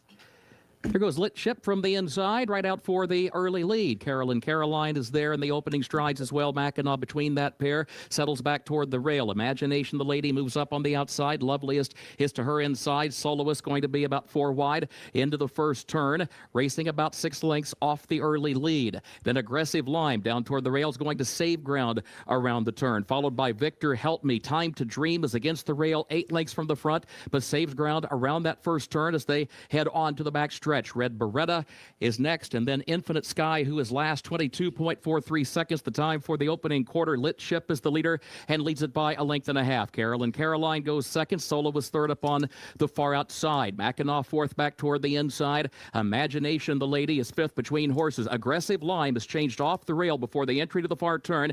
Toward the outside now, 6 lengths from the front, followed by Red Beretta to the outside, and then Loveliest to the inside. Time to Dream is still 9 lengths off the lead. Infinite Sky is next to last as they round the far turn. Opening half mile went in 47.7 seconds. Lit Ship is the leader, leads it by 1.5 lengths.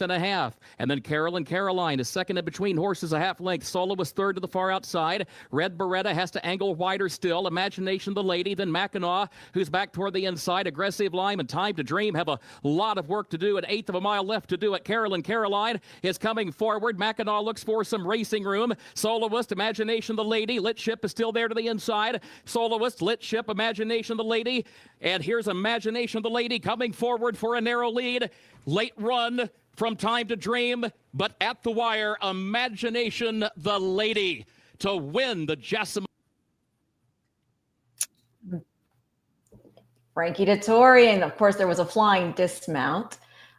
There's got to be, right, when Frankie's aboard. Now, Imagination the Lady, that was just her second start ever. She had actually debuted at Kentucky Downs, and so she's got a lot of underbelly to her, even though she's only got those 2 starts. The Jessimine's 1 mile and 16th by way, so she's going to cut back to 1 mile again because she ran 1 mile at Kentucky Downs, but it is that undulating turf course, and so this, of course, is a different mile, right? So we'll see how she does there. She's got a lot of class to her, and again, a daughter of Not This Time, and she's out of Romanticism by Warfront. And the other cool thing about Imagination the Lady is when you get petty geeky with it, which I am apt to do, right? So as I mentioned, Romanticism is her dam. Well, her second dam is Sightseek, okay? And Sightseek, for those who remember her, I mean, she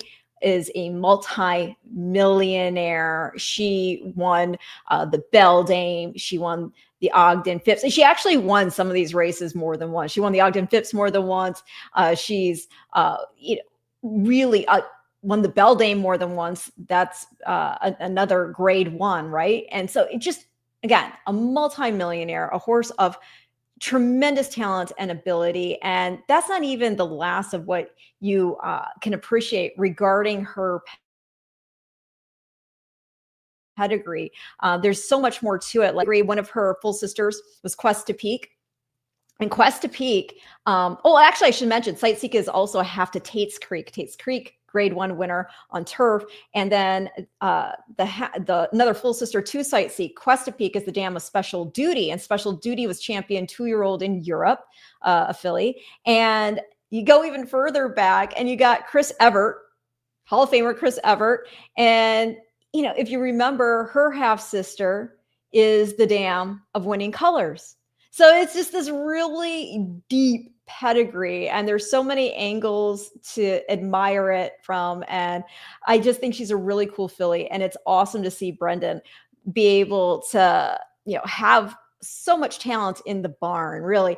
Now she is stabled right now at Turfway, and Jin is at Keeneland, and then he also has Clicquot, who won the cotillion, right? And Clicquot, super talented.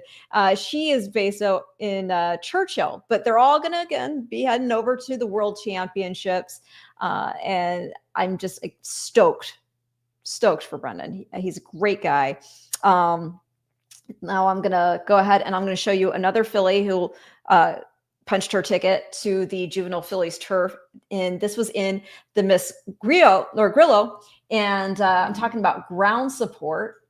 Kelsey Danner. I'll pull her up. The Miss Grillo, grade 2. And let me get it queued up for you. Some of these things, like I said, I already had ready to go, but for whatever reason, they wouldn't play them. And so I had to redo Last it. to load, the Miss Grillo, grade 2, $200,000. A win in your end. Juvenile Turf Fillies division. And on the other side of this, joining me will be Jess Stafford. They're off. Day to day, Kara's Dream Chaser asks for speed towards the inside, pretty tightly bunched up front as they are across the course and come out of the chute. 5 across the course as they try to get early position, and in between horses, here comes Ground Support. Ground Support has a head advantage here, a little keen, wants to slow down. Adam Beschizza and Ground Support, they're the leader. Towards the outside, there's Believe in Magic is now a close-up second. Kara's Dream Chaser is at the rail, is in third. Just behind them, starting to move forward, there is Miss Picky. And now Miss Picky is towards the outside of Day to Day. Deep Learning in a tight spot there towards the inside is in 6, going to save some ground. 23 seconds flat for the opening quarter mile. They work to the back stretch. Quiet Street is just behind them, going to be mid-pack. Then in the purple cap, that's Fidoro. They're followed by Dinah, who's patiently ridden, the 2 trailers, Boomington and El Barrio. They work up the backstretch, and Ground Support is the leader. Believe in Magic is right there towards the outside, is still in second. Well settled now is Kara's Dream Chaser at the rail in third. Deep Learning is in behind horses towards the inside in that 6th position. Towards the outside, here comes Miss Picky. Day to Day, also moving forward, Quiet Street in that mid-pack group. 48.65 for a half-mile time. Ground Support is the clear leader. Here comes Believe in Magic in pursuit. Kara's Dream Chaser trying to pick it up, and Miss Picky's on the move.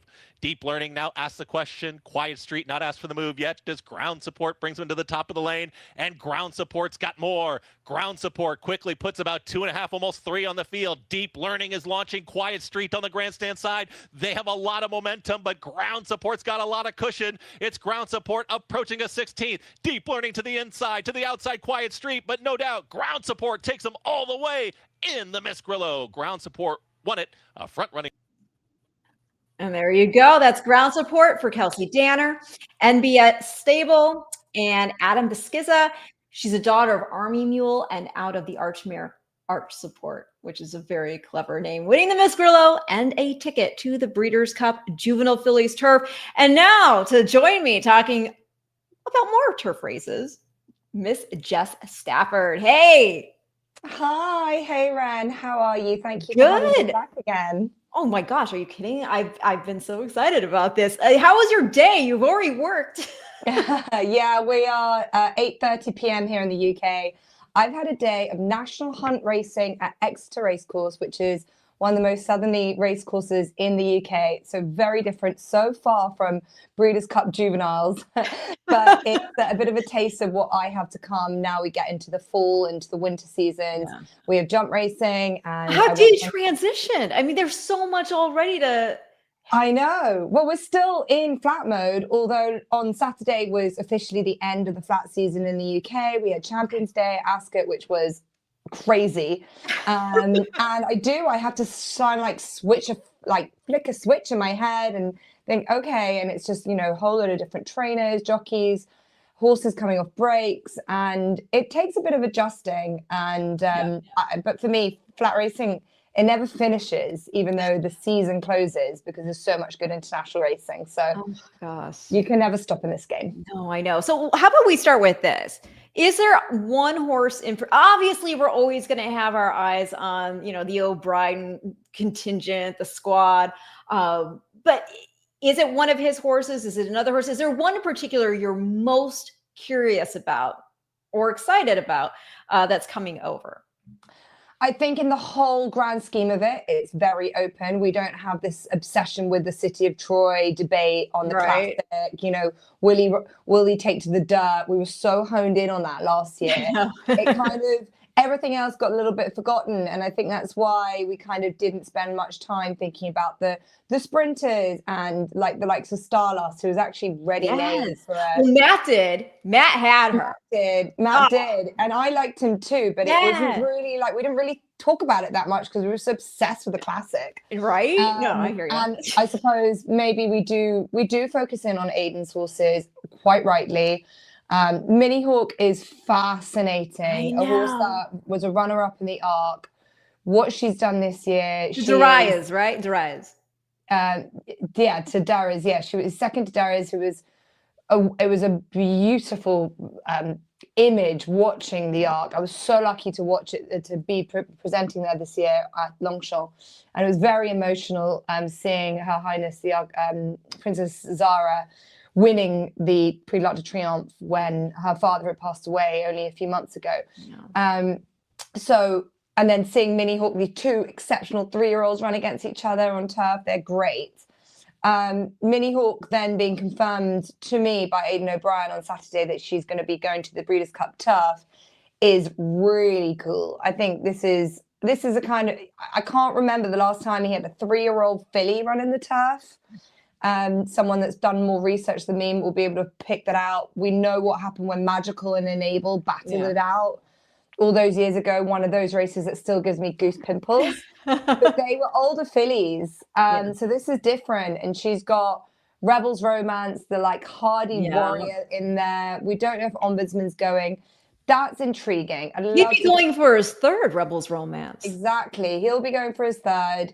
William Buick was going to have a tricky decision if he was going to have to ride Ombudsman, who I'm not sure is going to be coming anymore. It's a quick turnaround, right? Yeah, he ran a good race on Saturday. He was second. Whether he needs to do the turf now or whether they run him next year with a really full-fledged campaign. But he's had a bit of a break. So he's probably a bit fresher than some coming into the Breeders' Cup. So that older division, I think, is all centered around the Breeders' Cup Turf, as always.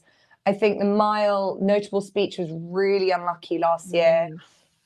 He ran a great race when he's got the best prep in, as always. I can't really see a huge amount of dangers, but I have a lot of respect for the American horses. It's very open. I wouldn't say there's anything that I'm like, oh my God, I'm obsessed with this horse Ren. But right. Z reasons. Because you had, I forget who it was, but they ended up doing, they either won or they ran like quite well. That was from the European contingent. And I cannot remember who it was off the top of my head. I mean, obviously we all were loving Lake Victoria, but yeah, I think last year the 2-year-olds were dominated by the fact that Lake Victoria was going to do something that, was unheard of. She's raced over so many different trips. Yeah. Then going for the Breeders' Cup option, she was just so hardy. Absolutely loved her profile coming into it. There's some surprising ones, which I think at the beginning of the season, I wouldn't have expected to be where they are now. Okay. And that's what impresses me with their profiles coming into it. It's a bit mixed this year. I wouldn't say that if you pressed Aidan for a standout, he would just, as he always does, he's so diplomatic. He would just like, oh, sure. This one, that one's good, that one's good, this one's good, this one's good. So he's always very diplomatic. The biggest talking point is going to be the fact that there's no Ryan Moore, Christophe Soumillon. Yes. Can you tell, for those who don't follow it, can you tell us what happened? Well, it was a problem that got to the point where he had to stop. Yeah, he had with to his stop. leg. So it was announced quite out of the blue, really, that Ryan Moore had a leg break or a leg fracture. And it wasn't off the back of a fall that we had seen or anything that had been reported that happened. What transpired was that he had been race riding with this aggravation in his leg for a couple of months, a good 2-3 months throughout the summer. And he wanted to get to the point where all the major festivals had finished so that he could ride them out. And then he decided, you know what, this enough's enough. I'm going to make it even worse. So it was the week or 10 days before Irish Champions Weekend that this was announced. And there was suddenly a rush because Wayne Lorden, the second jockey, he was about to get quite a big ban over Irish Champions Weekend. So they were suddenly without their two main jockeys. And on Irish Champions Weekend, they is also the St. Leger meet in England. Yeah. So you've got two major festivals and no major jockey from the biggest, most powerful yard in the world, where there's classics, there's champions races, like huge amount on the line. A little bit of a problem. A little bit of a problem here. And then on top of that, you've got all the biggest jockeys in the world, if you think of them in Europe. William Buick is obviously with Godolphin. Mm-hmm. You've got Oisin Murphy is with Andrew Balding, and he's got 3 individual retainers. Wow. You've got Tom Marquand, who's with William Haggis. Ross O'Ryan's with Rafe Beckett. There's not many jockeys that aren't tied down to one trainer or one owner. So they went sifting around, and Christophe Soumillon came up as a jockey who's been very, very committed to Aidan every time they have runners in France. He's always made himself very much available to Aidan, and he had won on Diego Velasquez during the summer in Deauville, big Group 1. So he had really harnessed that relationship. The relationship goes back 20 odd years. And the benefit to the fact Christophe was there as an option is that he doesn't have a retainer. He had a split from the Aga Khan from last year. So he is a free agent. So he's able to do what Aidan needs, and he put himself forward and said, I'm at your disposal, sir. So back in beginning of September, he became the #1 jockey to Aidan O'Brien, which was kind of wild. And we saw, I remember it was when I was actually at Keeneland. I was my first experience at Keeneland. And that weekend, it was the trial weekend for the Prix de l'Arc de Triomphe. And Christophe had his first major rides for Aidan, and it did not go too well. One of them was Whirl. She didn't run well. I think it was the line in Winter ran. He ran a little bit better, but Christophe came out with no winners.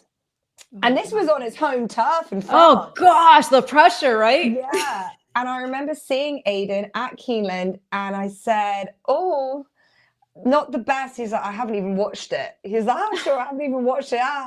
It hasn't gone quite the way we planned, and all of this. And he was very good about it. He's in this mood at the moment where he's sure, like, oh, that's racing. Oh, we'll get on with it. Oh, we'll move on. And it was a little bit like, oh, we got to Irish Champions Weekend. I thought, God, Christophe is going to have to, this is pressure. He's riding Delacroix, who's Aidan's best 3-year-old. Son of Tepin, out of Hall of Famer Tepin. Exactly. So, but really importantly, also not just a son of Tepin, a son of Debarwi. Yes. And only 10 days, or maybe a week before, the news had broken about Wooten Basset passing away. I know. So Coolmore had an extremely difficult time. Their best, most promising stallion died in Australia. And suddenly, all of their stallions on their book are being magnified even more as who's the next one? Because this game is so fickle, and it's like, well, Wooten Basset is gone. We're going to have a very big, massive gap here for all our Galileo mares. And the beauty of Delacroix is that he's a Debarwi out of Tepin, and he's complete outcross. And all people appreciate how important it is. Absolutely. So we've got this horse that needs to win a Champion Stakes. He'd been beaten in the Juvenile International. And huge moment, huge occasion for Christophe to show the Coolmore guys that he was the right man for the job. And that Irish Champions Day was exceptional. He had 3 great winners, 2 juveniles, and the biggest one was the Irish Champions Stakes victory on Delacroix. Yeah. And that it revved Christophe up. I could not stop him talking in my interview with him. he wanted to go on and on about how grateful, how brilliant Ryan has been, how he's spoken through all of his horses and rides and how much respect he has for him and the opportunity he has now and how much he's grabbing it and making most of it. So look, it's been a bit of a journey since then. He's had some great winners. He's had a lot of success. He's had more Group 1 winners. A couple of them, one of them in particular, will be very noteworthy when it comes to, well, two of them, sorry, when it comes to the Breeders' Cup, the juveniles, that we'll discuss. Yeah. But when I said to him before Champions Day on Saturday, I said to him, would you be able to do a quick interview with me about Breeders' Cup and your experiences there and your aspirations for this year? Now you've got this big role. And he said, well, sure, I've only had one winner.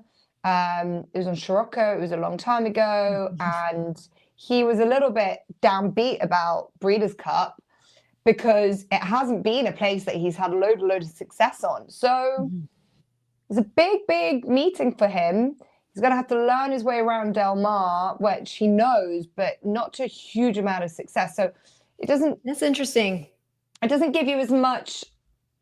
I wouldn't say confidence, because he's not a man that you would ever think I don't have confidence with, but it's just a little small element that should be included when you're thinking about these horses from Aidan's barn. See, this is the type of information we can all use. Absolutely. And I think for some people who don't know that jockeys are on retainer over there, it's so different from, obviously, I mean, here jocks agents calling anybody up, but get a ride on for this barn, that barn. But these guys basically are contracted to have to stick with their stable. Yeah, exactly. And I'm sure if they have a couple in one race, Wayne Lorden will be used. Wayne's a very good jockey. Again, his experience is massive, but internationally wouldn't be as far reaching as Christoph. So that'll be interesting. I think that the Godolphin team are going to go under the radar a little bit because they haven't, it's been a couple of years now since that, well, it's been 4 years since that epic 2021 when they had a great run and the likes of Modern Games and Space Blues were just holding the flag. And yes, Rebels Romance has done that, but I think they will be hungry. Charlie will be hungry for more than just one. Yeah. And I mean, Notable Speeches was coming off that win of Woodbine and for the other division. I mean, so for you, it's basically like there's not, for you, as you mentioned, one standout. No, I wouldn't. I mean, for me, I guess for the older horses, it'd just be cool to see Mini Hawk. Yeah, it's going to be really cool. It's going to be a great race to have Mini Hawk, to have potentially Ombudsman, but I think it's unlikely to have Rebels Romance run against each other. But what I would say, if the horses that we see lie up in it, it's going to be a much lesser race than the Prix d'Arc de Triomphe. So I think she should be favourite. I think she should be high up there. It's just whether she's ready for it after a long season. But she's a daughter of Frankel. She's got a beautiful, hardy type of nature to her. She likes to get on with it. She likes quick ground. I think the bends will have no problem to her. I think Christoph will be gaining confidence from her. And for that reason, I would say that she would go in there on top of most people's lists. So very, very excited to see how she gets on. All right. Well, again, we're just talking about some horses. Again, if you're joining us now, Mini Hawk going for the turf. We were talking about how she may be going in there. She's going to go against Rebels Romance, who's a two-time winner of the turf. We also mentioned Notable Speech is going to be going to the mile after having won the Woodbine Mile. Just a bunch of horses, as well as talking about Christophe Soumillon riding in the absence of Moore being out. We have a question for you. What are Jess's thoughts on the filly and mare turf? Cinderella's Dream, See the Fire, and Gazora all should be going for the Euros. Yeah, Simon earlier said this. We've got Goliath, John Stewart going for the turf, Solon the mile, and Gazora the filly and mare turf.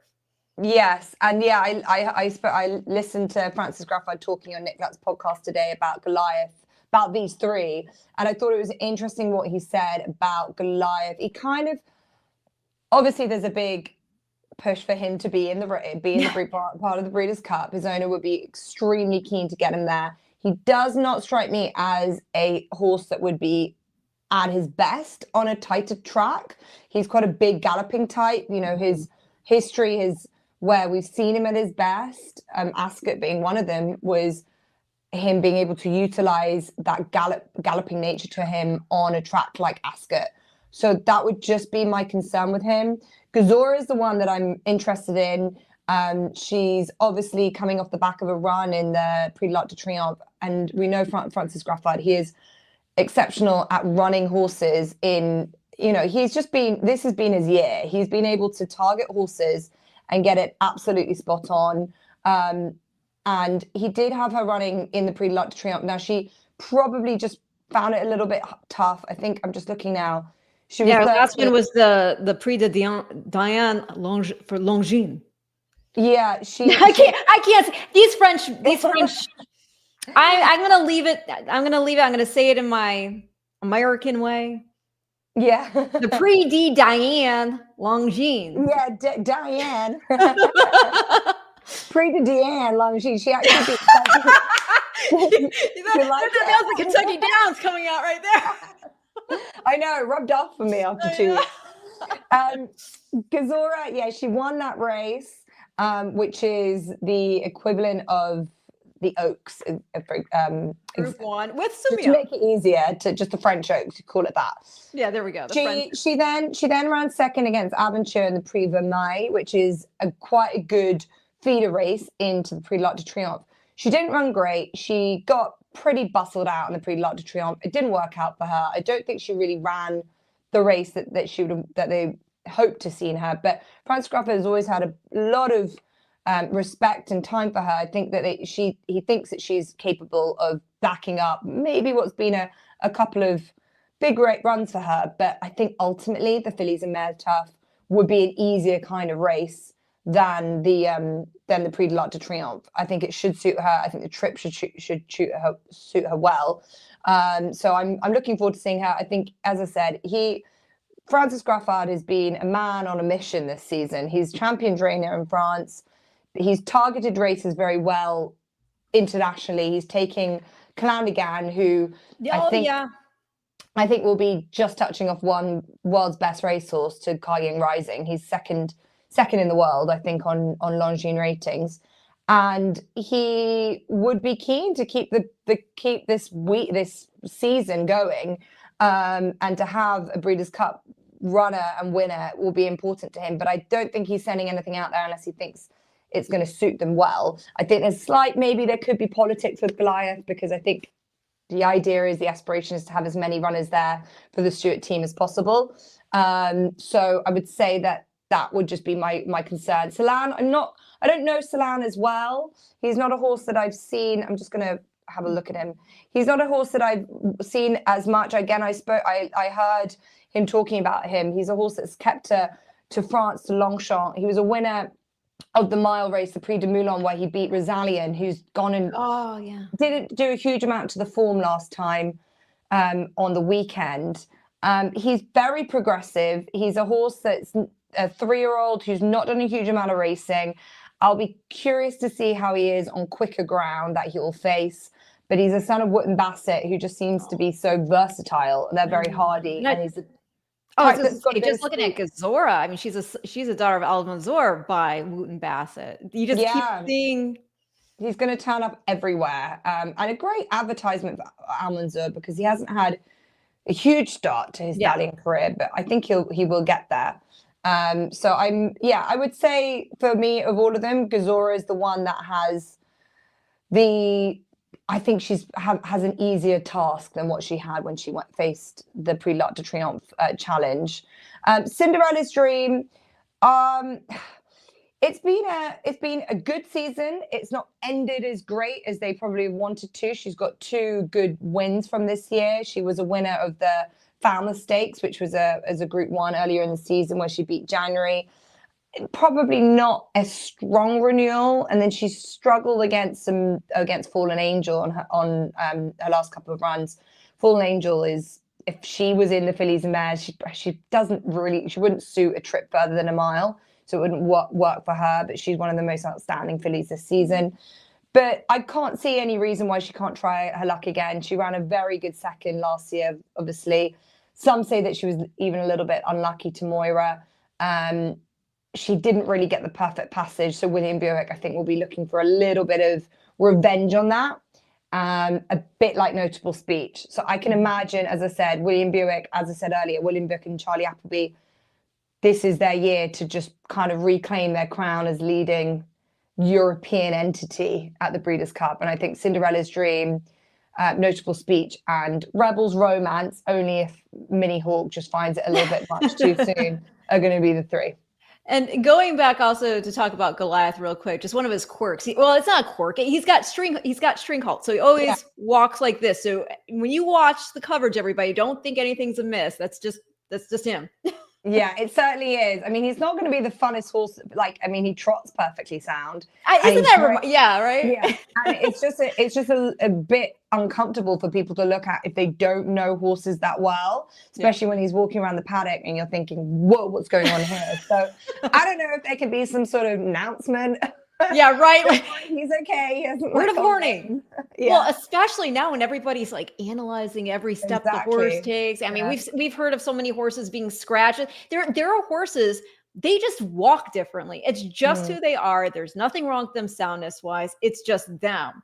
But now with the hyper focus on everything, I'm just thinking of him walking around.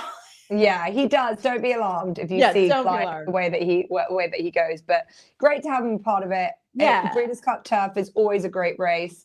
The Europeans will be well bet because it's the Europeans. And every year we seem to sort of pull it out. It seems to be our race. Somebody responded to the post promoting today's show, just saying, just bet the Europeans in the turf races. That's what they do. And I get right here. I don't see a name. All the comments are coming up with things I can't say. Q0T0P8. Hey, yeah. Says hi. First time viewer here, enjoying the stream so far. Thank you so much, and thanks for putting this together. I always wonder why American Grade 1 races are focused on dirt. The Triple Crown is all dirt tracks, for example. I know this has just been it's been our traditional surface. I mean, and it is interesting because when you look back at the thoroughbred pedigrees, they're rooted there in Europe. I mean, and beyond that, of course, you've got the Arabians who were truly the root of the breed itself. But I find that there's a lot of turf pedigree even in the dirt horses that we see. But obviously, turf horses don't do very well on dirt. You will see some dirt horses transition to the turf who can take to it. Yeah, and look, I think when you've got good control over the dirt progenies and the pedigrees, you've got a massive industry there that's feeding into the dirt races. So naturally, that's going to become the more competitive. Whereas turf racing doesn't have the competitiveness of it because there isn't as so many turf horses being bred. That is going to change, and it does look like it's going that way. And there's more. Yeah, there's more money going to the There certainly is, but you need your turf stallions to be prevalent. You've obviously got a lot of dirt stallions that can mix it well on the turf, but unless you're going to really support a grade 1 turf stallion in America, then it's just not going to happen. Like, for example, Carl Spackler, if he ends up standing, he ran again on Saturday at Ascot, didn't run great, but he's going to end up standing probably somewhere in Europe. Unless they decide to bring him back to America and stand him there, because he's got all his grade 1 victories in America, but bringing him over to Europe, I think the intention was to try and win a graded race in Europe so that he could stand in Europe and be quite a slightly different horse. He's the son of Lope de Vega for breeders to go to. But really, he makes sense being back in the States, breeding good miling turf horses, and that there is appetite for that there. But that would be my only thing. I think the breeding standpoint is darts towards dirt in America. So until that changes, it's not going to be. There's always going to be the focus on the Triple Crown is never going anywhere, and so it should be. It's the jewel in your crown jewels, and that's how it should be. Yes. Well, I mean, it is interesting too. I mean, you look at Justify, who won the Triple Crown in 2018, and he's a son of Scat Daddy, who had won the Florida Derby. Scat Daddy's by Johannesburg, who won the Breeders' Cup Juvenile, but he was champion 2-year-old over in Europe, and the Juvenile was his first try on the dirt. but he's a son of Hennessy, who's a son of Stormcat, then Stormcat's by Stormbird, and Stormbird's by Northern Dancer. So you get all this mix of everything. And, right here, David Leon saying a good horse should be able to do dirt and turf, my opinion. You know who I think could have done dirt and turf and just blown the doors off everything they did would have been Zenyatta. She never ran on turf. But I mean, she was out of Vertiginu and she's got all that other flexible pedigree in there. I think she would have been watch out, just freaking mow that lawn. You look at Secretariat. Ron Turcotte once said, his rider, that he was as good as he was on the dirt. He was probably, and this is what blows my mind, 15 lengths better, I believe is what he said. 15 lengths better on grass. Yeah. Wow. Yeah. It's crazy. But when you're winning everything on dirt, it doesn't really, I don't know what you're trying to gain, what you're trying to lose. I think once you've achieved everything on dirt, there's always that kind of temptation, isn't there? Just to be invincible. And I think that's the thing. And it's hard because you're more or less likely to be proved wrong. And that's what happened with City of Troy. I know. Well, Giants Causeway was second in our classic, so that was game. Yeah. That was cool, and that shows how hard it is because you don't get as close to that anymore. And it shouldn't be easy, otherwise everyone would be doing it. No, I know. Now it's late over there, y'all. So we're going to turn our focus back to the 2-year-olds, this is the Future Stars forecast, and this is your cram session. How excited are you about these pre-entries coming out? I mean, we're kind of winging it here a little bit, but this is the last Tuesday of the live stream before the championship, so we had to get it in. Yeah, I know. I tried really hard. I contacted appreciate you. The IRB just to be like, any chance I can sneak, because he showed me a sheet on Saturday and I was trying to gaze at it all to see if I can memory map it. It is always really hard to know. And I'd have to say that even if you see a lot of horses in the entry list, there's still a bit of water to go on the bridge. Until those horses get on those planes, you don't really know. And I think Aiden could end up putting a load of horses in the entry list, but it might slim down come closer to the time. There's one that I was just gonna say, there was one I was really hoping was going to come over, but it doesn't look to be the case because I think they're shelving him for the 2026 campaign. And that is the son of newspaper of record, Benvenuto Cellini. Yes. I was hoping he was going to come because his mom won the Juvenile Fillies turf, and I just thought it was poetic to. Yeah, he's got more racing to do here in the UK. So he's got the Group 1 Futurity as his option. So he still might. Okay. Yeah, so he's still got option. He's still got a race here, and I think winning a Group 1 over. Yeah, I mean, look, he could have done, I suppose, but I think that was probably the right option for him as his going back from a Derby prep. That's what he's going to be looking at. But he was so impressive the last day. Lovely horse, but I think with the Group 1 option still available in the UK, that's what they're going to keep to. Son of Frankel, right? Yes. Yeah. I mean, that's beautiful pedigrees, owned in part by Peter Brandt, White Birch Farm, and White Birch owns Gazora too, I believe. Yeah. I was hoping, because obviously with the US connection in that way, but it's okay. We still have some very nice horses coming over, or hopefully coming over, and one of those looks like it may be Precise for the Juvenile Fillies turf. Yes, exactly. Precise is a filly, and I think with I Precise, have a Fillies mile here. Yeah, definitely. Let's have a watch of this, because this was brilliant. This was really impressive. She just proved that her win in the Moyglare the time before was no fluke, because she has, I suppose, been a little bit of a slow burner in that earlier on in the season, I wouldn't have pinned her down as being the standout 2-year-old from Aidan O'Brien's barn. She was beaten her first run in July, and then she won an ordinary maiden at Cork. So nothing overly exceptional. And then she went to the Prestige Stakes at Goodwood, which was a Group 3, and she won that. Now that can be a little bit of a weak Group 3. So I thought, okay, that's nice. But it was what she's done since then. She's run in 2 Group 1s and she's won both of them. The first Group 1 she won, she was one of the outsiders. She was given an exceptional ride. And there was a slight uncertainty whether that was true form. She beat Venetian Sun. And if you follow your group 1 2-year-old racing, that horse had won the Morny. So that was a huge effort. Yeah. But it was this race that you're watching here. And you can see in the purple and the white silks on this near side, the Chestnut Filly. She's a daughter of Star Spangled Banner. She comes through under Christophe Soumillon and she beats Venetian Lace, who was a big price, probably hasn't really put a huge amount of substance to the form, but she does it super easily. She hits that rising ground and boom, she goes away by 3 1/4 lengths. She made it look super easy indeed. She went off 5-4 favorite that day.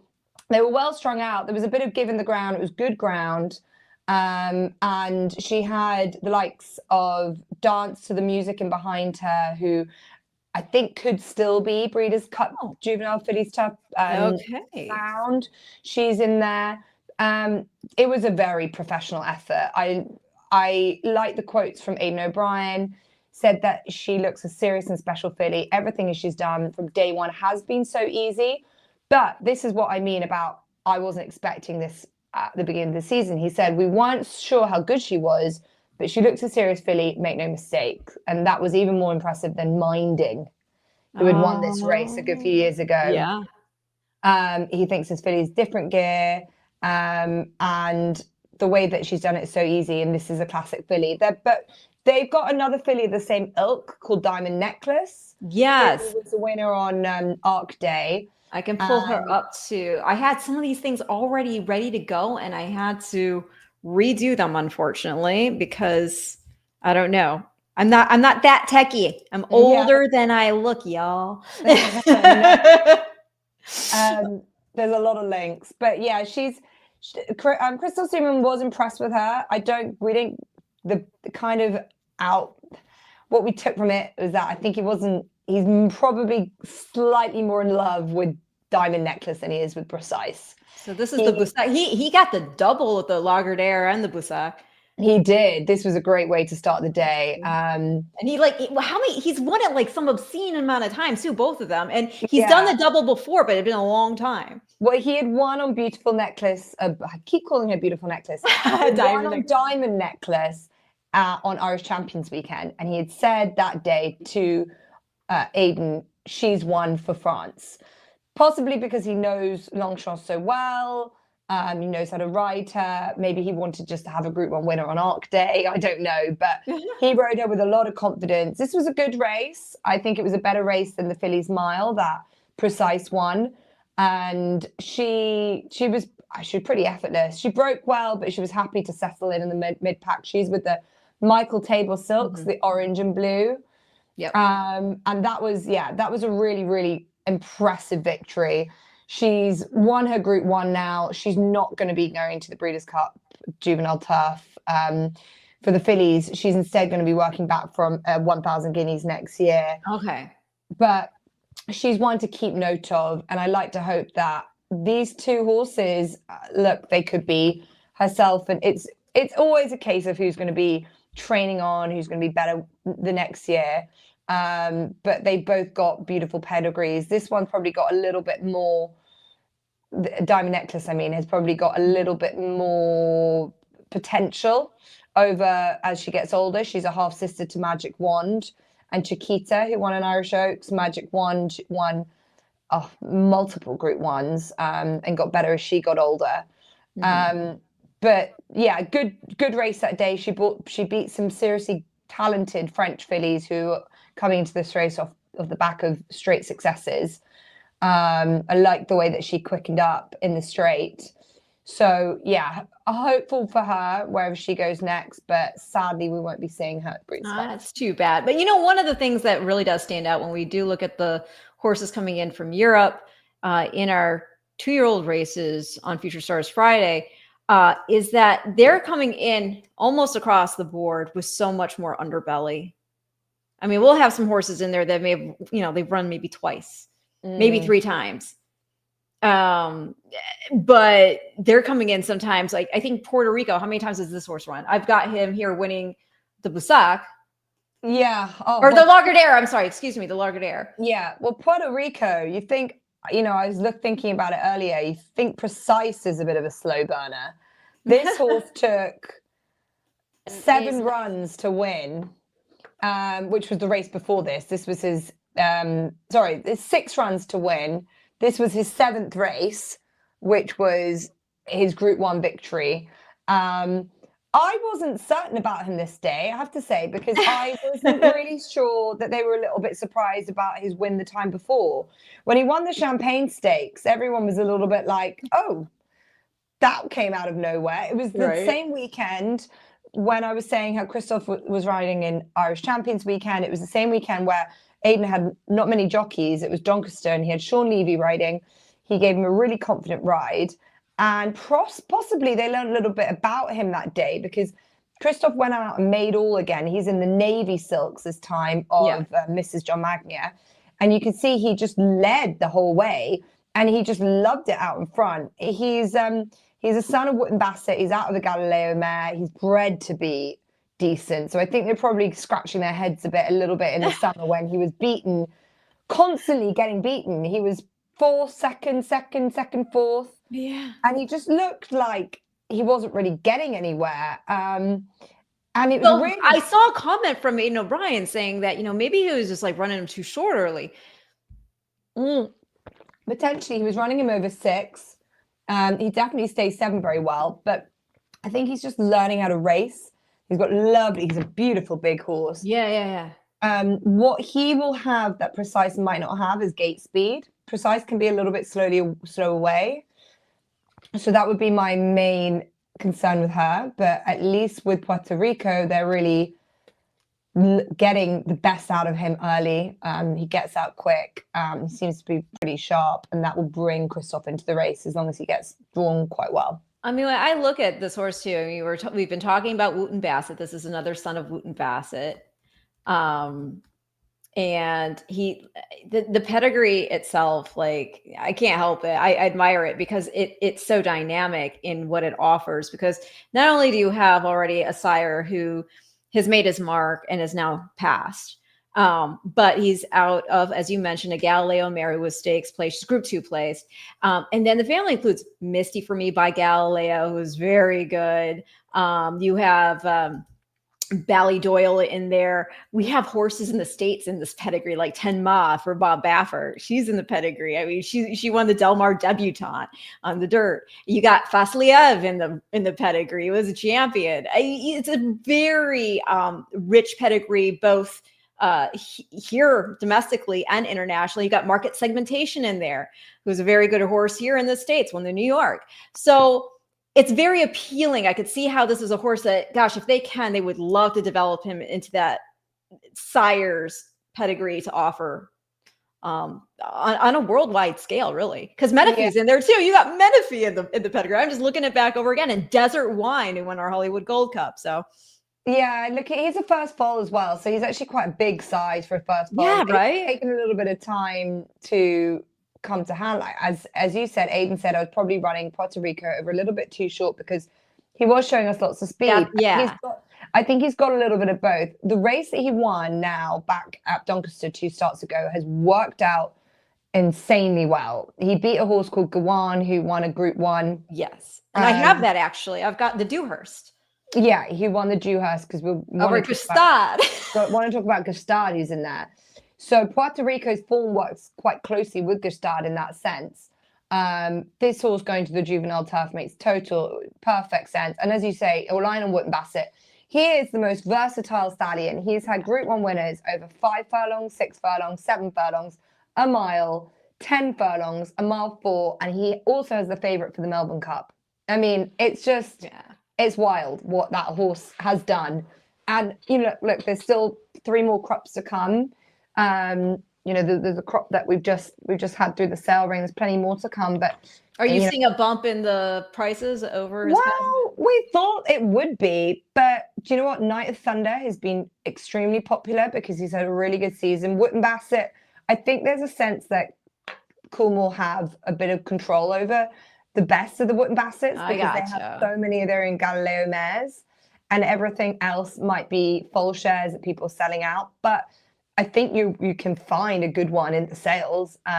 Jamie actually managed to buy one but two actually, a filly and a Wow. colt at Tattersall. So we're very happy about that. So we've got two coming into the barn, which is exciting. That is exciting. Really exciting. Well- But they weren't mad. They weren't mad expensive. But I think maybe because they kind of downplayed the fact that he had passed, they didn't want to make it some traumatic, like, we're never going to have a Wooten Basset again, because they do have a good few of his sons coming to stud. That's true enough. Simon says here, Sumian said Puerto Rico has loads of speed, which worries me over a mile too. I'm not worried about it. This horse has so much seasoning at this point. And I've heard before that, you know, a lot of these horses are coming off, you know, in some of these instances, the Europeans, a lot of your races are run on straight, a lot of them. And the horses, when they come here, a lot of the Europeans can sometimes get an edge with the bends.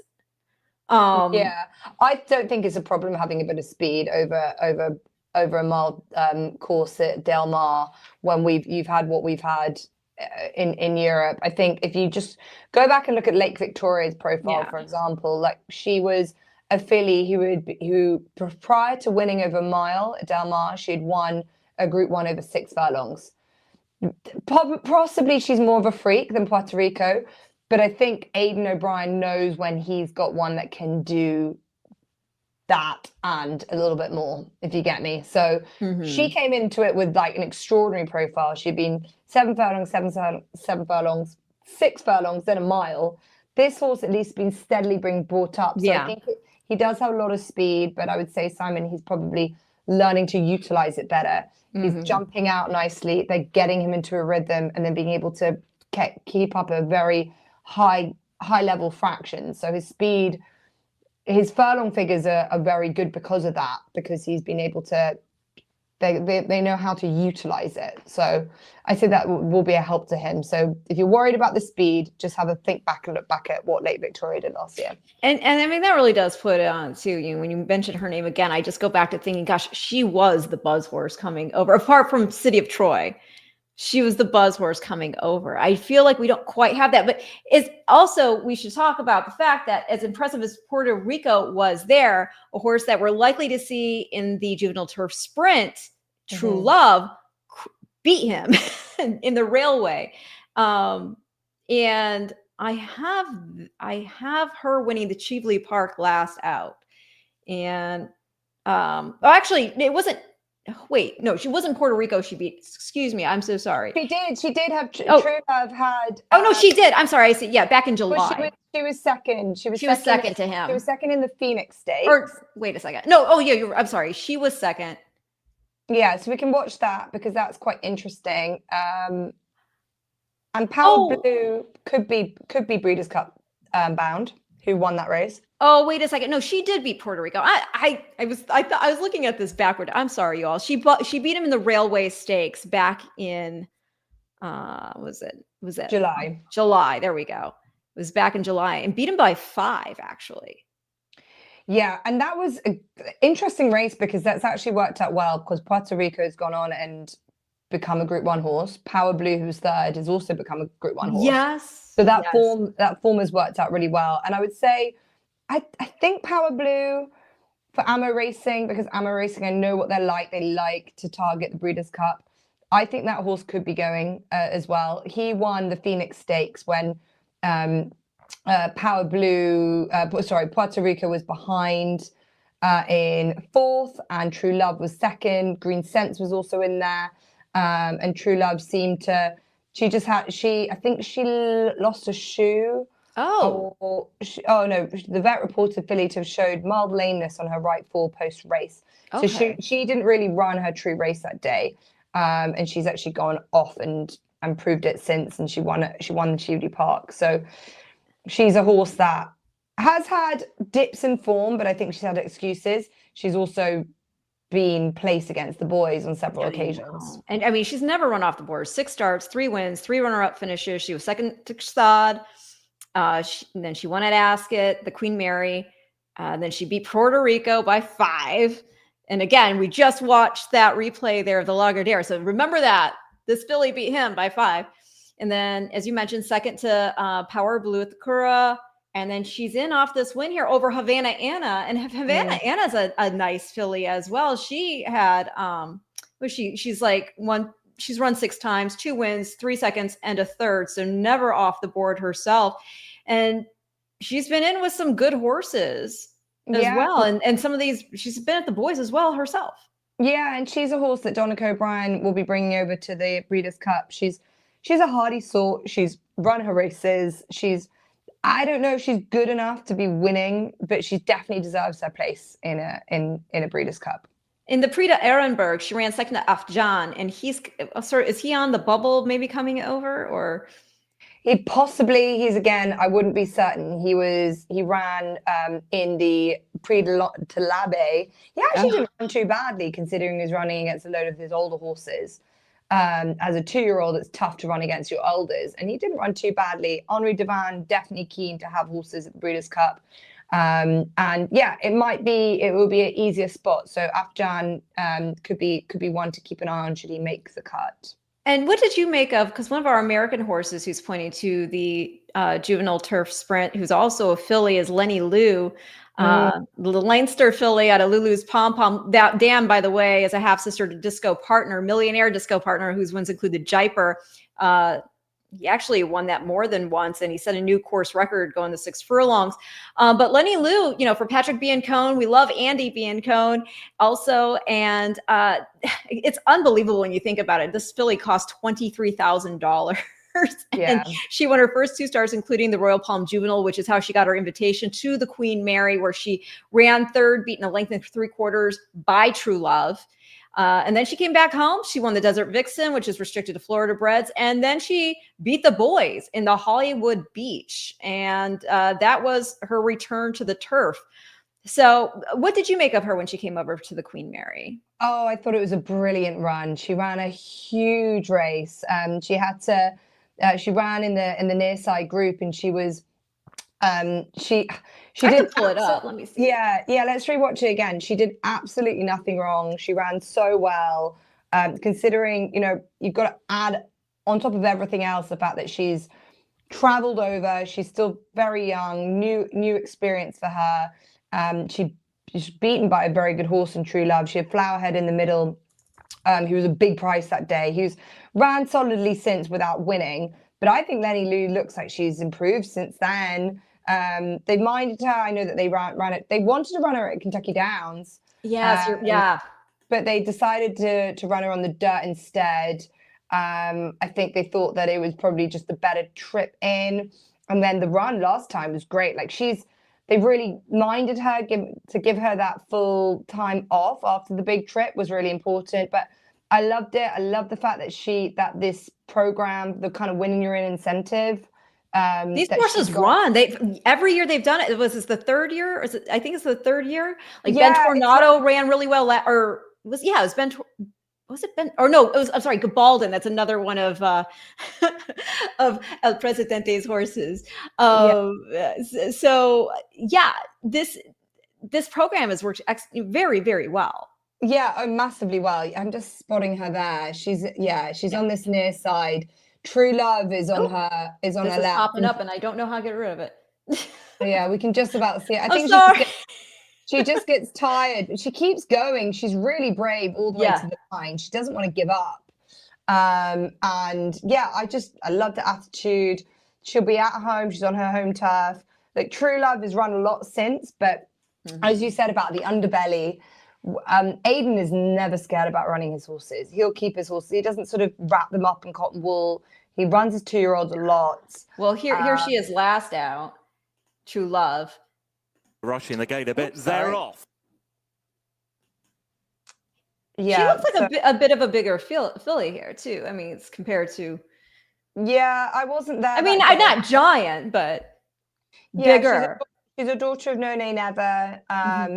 She is a horse that's definitely got a good bit of stamina on her dam side. But the 4th dam is Urban Sea, so she's Family Galileo, See the Stars, all Family that. See the Stars. But her sister was a 5 and 6 furlong Tyrrell winner, so she does have a fair bit of speed. This day, she did seem just to show a lot of natural speed. Aiden said afterwards that he wouldn't be sure she'd stay a mile. She's got a good bit of influence. The No Nay Never really helps that. They said she's big, but definitely not short of speed. She could go to America. She travels very strongly. We never know if they get through the winter and the spring, if they're going to stay. And she's got a great constitution in mind. That quote is quite interesting because, yes, she's a big powerhouse. What becomes of her next year is slightly difficult. It's a very difficult division when you are a sprinting 3-year-old and a filly. Yeah. Our country and in Ireland, Europe in general, don't have a brilliant program for 3-year-old sprinters. You can't run. You don't really run against your own age category. You have to run against your olders. There's the Commonwealth Cup, which is at Royal Ascot in June, and then after that, you kind of off out against the olders.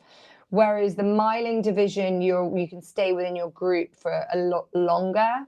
So it's hard. So he's probably just trying to make the most of what she can do as a 2-year-old whilst the options are there.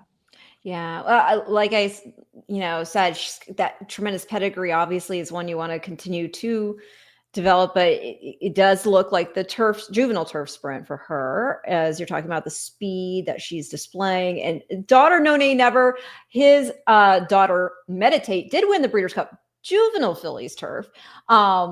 But we also, No Nay Never is showing up a lot too. No Nay Never himself, he was a champion 2-year-old. He won the Prix Morne over there in France. He won the Prix Morne. And then he ran a game second in our turf sprint. And he's got a lot of representation. I feel like there's No Nay Hudson, who's going to be running in the turf sprint.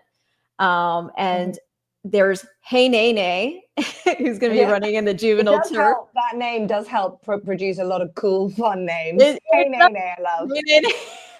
I told him he undefeated Hey Nay Nay, won the local prep there for Sadler. But it's funny, he goes telling Matt, because everyone calls me Ren, but my name's Renee. So when I was young, people were like, Hey Nay Nay. So I'm a little partial to that.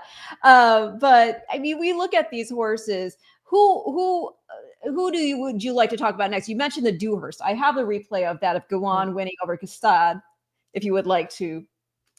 Yes. Well, I think Gstaad is a horse that you'll hear of a lot. He's been the kind of talking horse this season from a 2-year-old perspective.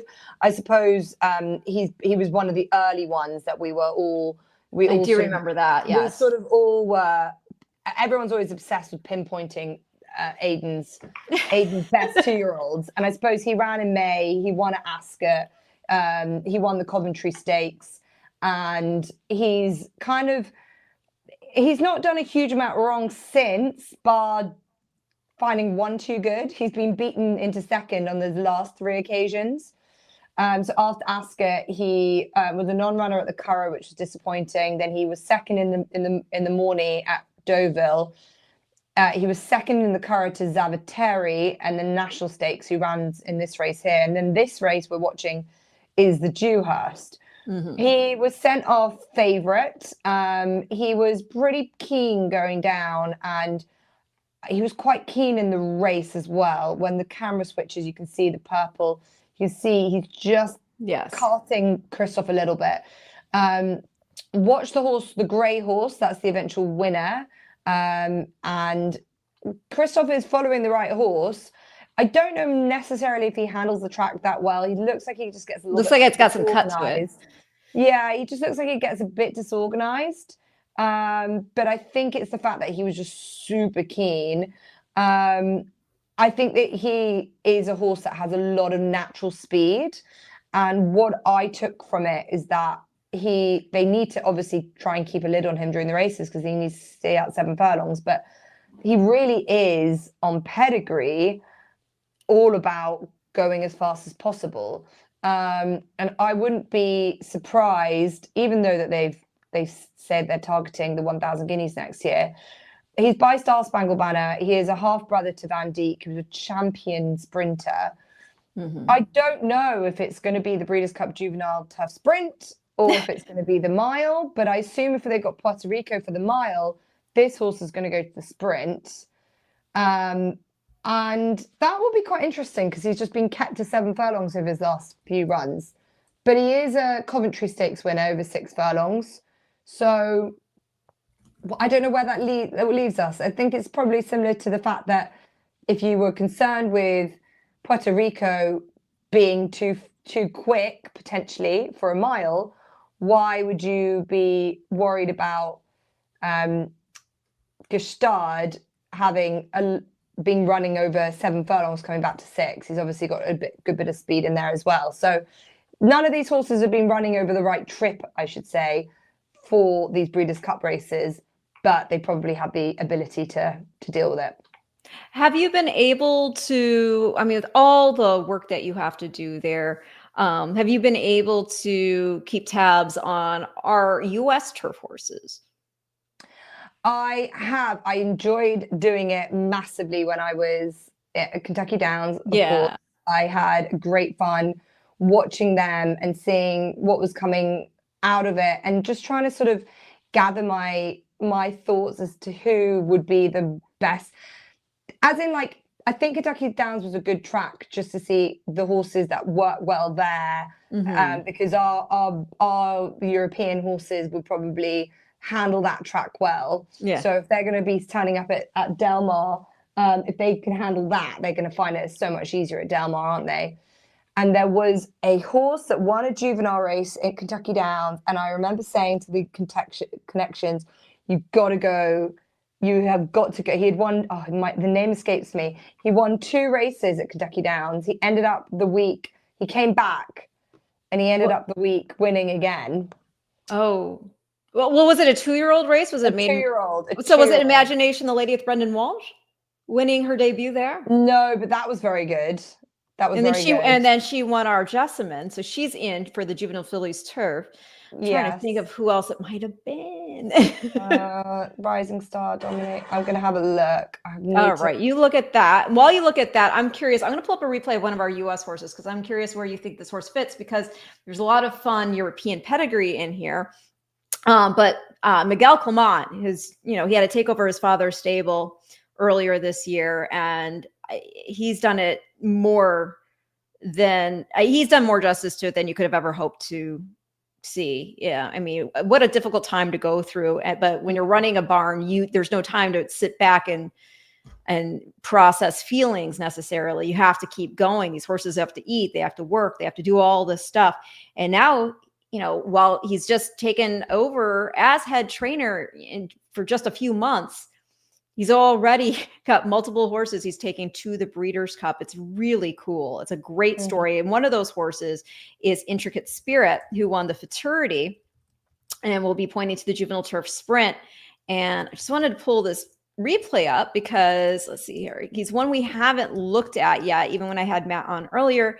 And the pedigree here, he's a half to a stakes runner named Spirit Prince, who won the Central Park and was third in the Pilgrim and also in the With Anticipation. But if you go further back in the family, what I also really love is that you have so many. Let's see here. I'm gonna try pulling this up. I'm not on YouTube actually, so let me try getting that right. Maybe if I hit this clip, I got to get more with it with the tech stuff. Okay, let's see here. I think I've got it. Here he is in the Futurity. So anyway, he's from the family of Bounding and also Anthony Van. I'm going to be careful every time I say this. Anthony Van Dyke. There we go. Dyke, yes. And who sadly passed away, but what a racehorse he was, right? Yeah, he was. Sadly in the Melbourne Cup, but he was, Derby winner and a great racehorse. So good genes from that perspective. Yes. Definitely one that can stay a little bit further. So here's Intricate Spirit. He is right there. I mean, he just goes and takes them. He broke sharply. He rated once he got hooked with Longshoreman for Wesley Ward here. But you're going to see he outlasts. And it was a really impressive run. I mean, there's so many good horses in this pedigree. You've got November Snow in there, who won the Alabama Test on dirt. You've got Express Train, Millionaire, won our Santa Anita Handicap. Morning Lions in there, another millionaire. I already mentioned Bounding from Australia, Anthony Van Dyke, champion, Bounding champion. Anthony Van Dyke, though, I mean, the fact that horse he could carry too, like you mentioned in the classics there. Mm-hmm. Grassroots in the pedigree as well, who's had success in Japan in their graded stakes. So it's a pedigree that brings together the world. So it's just cool that he's making the world championships. Yeah. And he looks like he's got a better head carriage when he gets racing late on. He looked like he was holding his head up a little bit high, still a little bit green, but when he's really asked for effort, he knows what he's doing, which I like to see. So, and he's a son of complexity who's he's been awesome. So yeah, and I mean, this is, I believe if I hope I'm remembering this correctly, but I believe Miguel told me this is one of the 2-year-olds that his dad helped picked out before. Oh, well, that would be super special, right? Yeah, there feels like there is a new tide of trainers in America, a lot of young blood, a lot of young, keen, enthusiastic trainers out there, and it's great to see. You need it. You need a lot of enthusiasm. You need freshness. You need energy in the game. So that's brilliant to see. I've remembered my horse, that I loved, and I hope you can tell me more whether he's going to go. But it's Street Beast. Oh, well, Street Beast, that's the horse that beat Intricate Spirit there at Kentucky Downs. Yeah, there we go. Yes, I believe he's going. I believe so, but I don't know for certain. I'm like in a little bit of a limbo land like you. Honest to goodness, part of me is like, gosh, I wish my show was like on Thursday after everything came out, and then we could for sure say, here's who's going. Yeah. Provided they all get on the plane. I remember saying to them, because Ben Colebrook, right? And I remember, and you've got to remind me who Ben Colebrook, he trained. Did he not train quite a big horse and then he got moved to another trainer? I can't remember. He's had some nice ones. I don't like, it's one of those ones where I don't want to misspeak, but you know, it's funny because Miguel was talking about the fact that because he's very competitive. He's like, just got beat. Of course I get beat, but now this horse is going to the Breeders' Cup. So again, I don't know for sure, but yeah, Ben Colebrook, but he trained Nick's Go. That's it. Nick's Go. Yeah, that's Nick's it. Go. I knew it was one of them. Nick's Go needs more respect, by the way, if I might, real quickly. That horse was good at 2. He, won different divisions at the Breeders' Cup, but like he's getting some respect. That Ewing, it's too bad he's not heading to the Juvenile himself, but we'll see him back in action next year. But Nick's Go was a cool horse. I always felt like he didn't get the respect he deserved, even though he was a horse of the year. Well, we can give him more credit via Ben Colebrook, who clearly can train 2-year-olds well. Yeah. And I remember saying he was second in the Juvenile. He was second in the Juvenile, and then he won the Dirt Mile and the Classic. Well, I said to the connections after the second win at Kentucky Downs, I was like, you guys have to. Come on. Why not? What are you going to do? This horse is so cool. So Street Beast is my one that I'll be following. That's fun. I like to hope that just from my own, it's always nice when you've seen a good horse and you feel like, I'm going to keep an eye on that. And I hope that he keeps doing me proud. So that would be it. With Miguel also, he's got Botas going, who Matt and I already talked about that horse. He won the Pilgrim last out in his second start. He had to overcome a lot of stuff and still came out on top. I mean, it was getting kind of tight there in the final strides, but it looked like he still had plenty of energy to go. And, from the Pilgrim, you're going to back up to that mile. But it's cool to see. I don't know if this is a horse with which you're familiar, but he's a very nice one for Miguel Clement. Who will be going to the turf. But it is hard, when we're talking about measuring up our turf horses versus your turf horses, you guys are so predominantly breeding specifically for those qualities and training for those qualities. Whereas, in this case, it's interesting. I mean, we're seeing flexibility with our sire lines that have come to the forefront. Like if you look at Not This Time, and it does make sense with him because as discussed before, he's a son of Giants Causeway. And then his mom, he's a half brother himself, Not This Time, a half brother to Liam's Map. Not This Time ran on Dirty, was second in our Juvenile, and Liam's Map set a record winning the Dirt Mile. But you still are seeing horses sired by him who are running on everything and anything and at any distance. And Vacoma is the sire of Botas, and we're kind of seeing, he's getting horses for this surface and that surface. And it's very interesting. It's not necessarily cut and dry. Yeah, and it's interesting how some horses just produce very different types of horses themselves, but you can see the traits coming in from other family members. And that's what that's why pedigrees are so important to study when you're trying to understand why a horse is a horse. Now Oh, definitely. Now, you had mentioned some other horses. I want to make sure that we. Yeah, the only two I think we covered actually them when we were discussing them there. Just a couple of Godolphin horses because I didn't want to miss them because I was thinking. Sure, absolutely. When I was coming on here, I was thinking if I can give you any nugget, it's my feeling.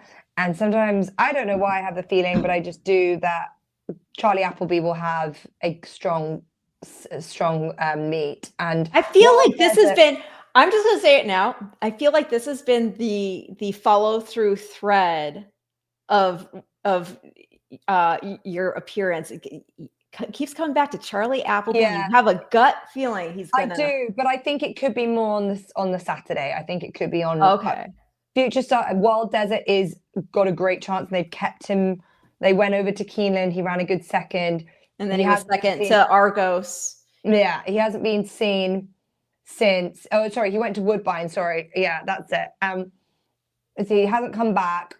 We've kept him. He's slightly different, Charlie, to Aiden, and how he approaches his 2-year-olds. A lot of them nowadays go to Maidan and go to Dubai to race over the winter. He did that with Ruling Court, his 1,000 guineas winner. He's got a lot of options for them. So the 2-year-olds might not necessarily be right at the top of his agenda, but I wouldn't be surprised if Wild Desert runs a good race.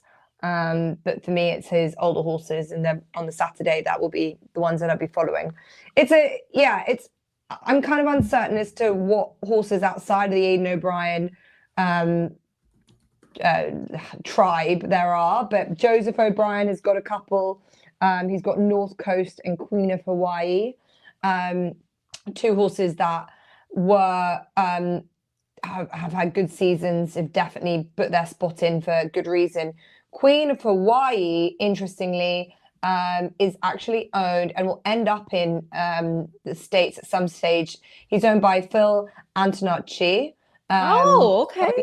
So I would imagine he's going to come out and he'll have him out in the States after this year. I actually got the pleasure of meeting him and his lovely wife, Ellie, during Golf Sales Week.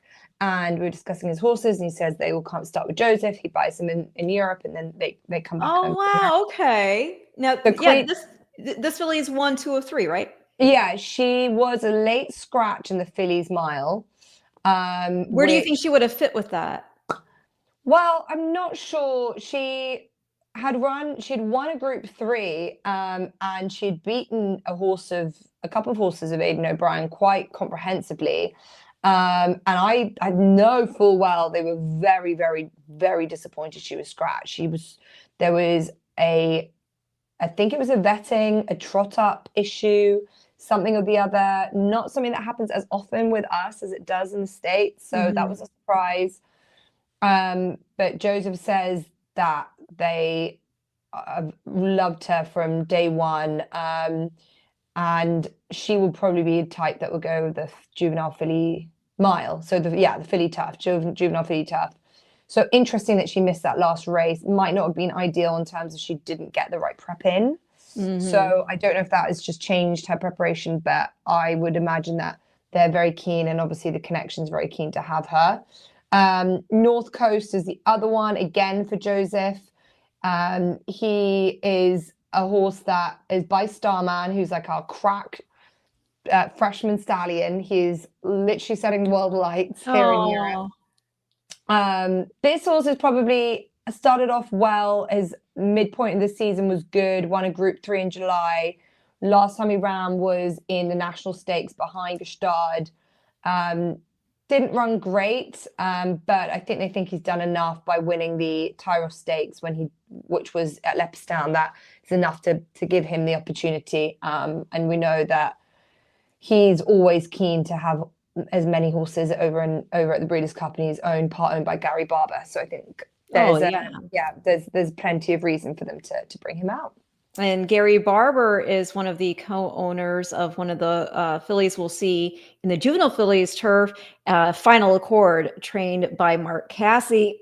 She won the matron last out in New York, and she's going to be stretching the 2 turns for the first time, but she's certainly got enough pedigree to get that distance. She's a daughter of War of Will, who Mark trained and Gary Barber owned, and then she's out of a mare by Breeders' Cup Classic champion Blame. So I don't see any problem with her stretching out. So it is interesting to see, all these different connections coming together on this international scale. Can you talk about, before we wrap things up, because you've been so generous with your time, and I know it's very late there right now, but I'll post up this comment because you'll probably like it. And then okay. Euro will destroy, I think he's destroyed, hasn't happened yet, but will destroy Americans in the turf competition. The 2 big on Saturday will be Europeans winner. Good luck for all. Best regards from the USA. You're in the USA and you're going to say we're going to get destroyed. Come on, man. Where's your loyalty? Wow, there were some upsets last year. Yeah, there was. There was a lot of the horses that I thought would win on the Saturday didn't. And the sprint is always interesting. Arizona Blaze, I haven't mentioned. Need to mention him for the sprint. Oh, yeah. He was a horse that ran really well as a 2-year-old. He's had a great year. They've been targeting it. So I hope that he'll run well in the sprint. Yeah. All right. I love it. So if you can just give some insight, because not only are you a broadcaster, reporter, analyst, but you've also been intimately involved with thoroughbred racing for your entire life. Your family has as well. So you can really speak to the pressures that come, not just with racing at top level, but you all have to ship all the way here to the States. And the process that these horses have to go through, the added stress. Can you speak to that? And what the process actually is that they have to go through for quarantine and all of that before they even get a chance to start going through their paces and getting acclimated on track ahead of the World Championships themselves? Yeah, it's a great question. Look, it's I know from seeing one of our horses go off to Saudi Arabia. We haven't had anything sent to America for the Breeders' Cup yet, but for Saudi Arabia, the cotton wool that you wrap your horses in, because you want everything to be absolutely perfect. You've got to train them at the end of the day, and then you've got to ship them. Whereas, if you're at home on your home turf, you just need to get to the racetrack and just wait for the race. But getting to the point where they are absolutely primed so that they handle the travel. And the most important thing, the unsung heroes of this all are the stable staff and the girls and the guys that take the horses with them, that travel the horses, that go out. A lot of them will be, they also are, we are indebted to the international transporters that bring them over, who are incredible at their jobs. They're dedicated teams that are, their life is just traveling horses. The stable staff that are with the horses every day, they go on separate flights. And then there's a special planes that bring them out and make sure that they are in essentially the best hands, the best experienced hands, look after horses in case there are any issues. A lot of horses have gone over and have had problems in travel. I know plenty of them that have had whatever problem, and they've got over to America and they've had to come straight back. They just haven't traveled right, or they've come out of the plane, they've had travel sickness. That can happen as well. We just bought a filly out of Keeneland, and she's come over as a baby. She's a juvenile, and she got travel sickness, but it only came about 10 days after her arriving. And that's just normal because she's young and she started getting broken in, and then the pressures of that has probably all come out. Stress, we're pleased that it's come out now, so she can get over it and then start her training. But you've got to be a robust, hardy type of horse to be able to withstand all of that, get out, and then, you're in a quarantine barn, a foreign place. And I think it's great that they get then reunited with their stable staff and they're allowed to train on the tracks. But that doesn't really suit a lot of the horses. Last year, I remember Believing refused to go on the training track, and she would plant herself and they couldn't train her. I mean, it didn't really matter. She was very fit. She was a sprinter, so it didn't matter too much, but it was a problem. And then she also had an issue in the gates, so she was scratched late. So there's always so much that happens that you don't see.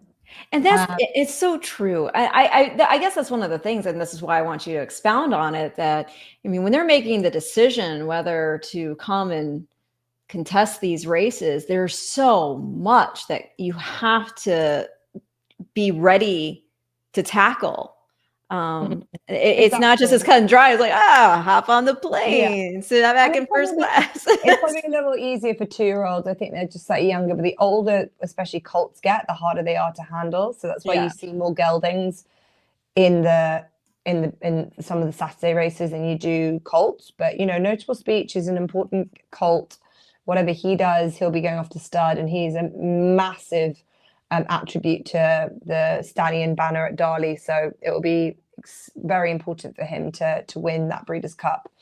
So yeah, look, it's a huge amount of work that goes into it. You know that Aiden has got the whole Breeders' Cup plan. Well, now he's poised. I mean, we lost D. Wayne Lucas, and he and Aiden were tied with the most Breeders' Cup wins. So yeah, I do hope they do something for the coach at the World Championships. I hope they. Yeah, I'm sure they would do. It'd seem remiss of them not to. So yeah, it's going to be a special time, and you will not want to miss seeing Aiden line up his horses as they always do. They follow each other. Every other horse goes off sort of independently, but Aiden has his whole string in one bunch, and it's a sight to be seen. Yeah, well, just so nobody can say we missed anything, I'm going to show you a page, you all, that you can go and check until I mean, you really only have to wait till tomorrow. But in case you are curious, I already mentioned the DRF is a good source. You can see some of the probables who are in the race, and David Aragona is assigned a morning line of sorts. So there's that. But there's also, if you want to check out the points leaderboard of horses, because remember, there's going to be preference, right? For horses getting in. And so there's a page. If you go ahead and you Google Breeders' Cup points, it will take you to this page, and you'll see every division here. Now, for the sake of keeping it also brief and to the point of our show, with the FanDuel Juvenile, here's how it goes. We have your challenge winners, Ned Toffee, Intrepido. Napoleon Solo is not going to go, as far as I know. Chad Summers says that they're not going to point to the Breeders' Cup, but Desert Gate, Brant, Blackout Time.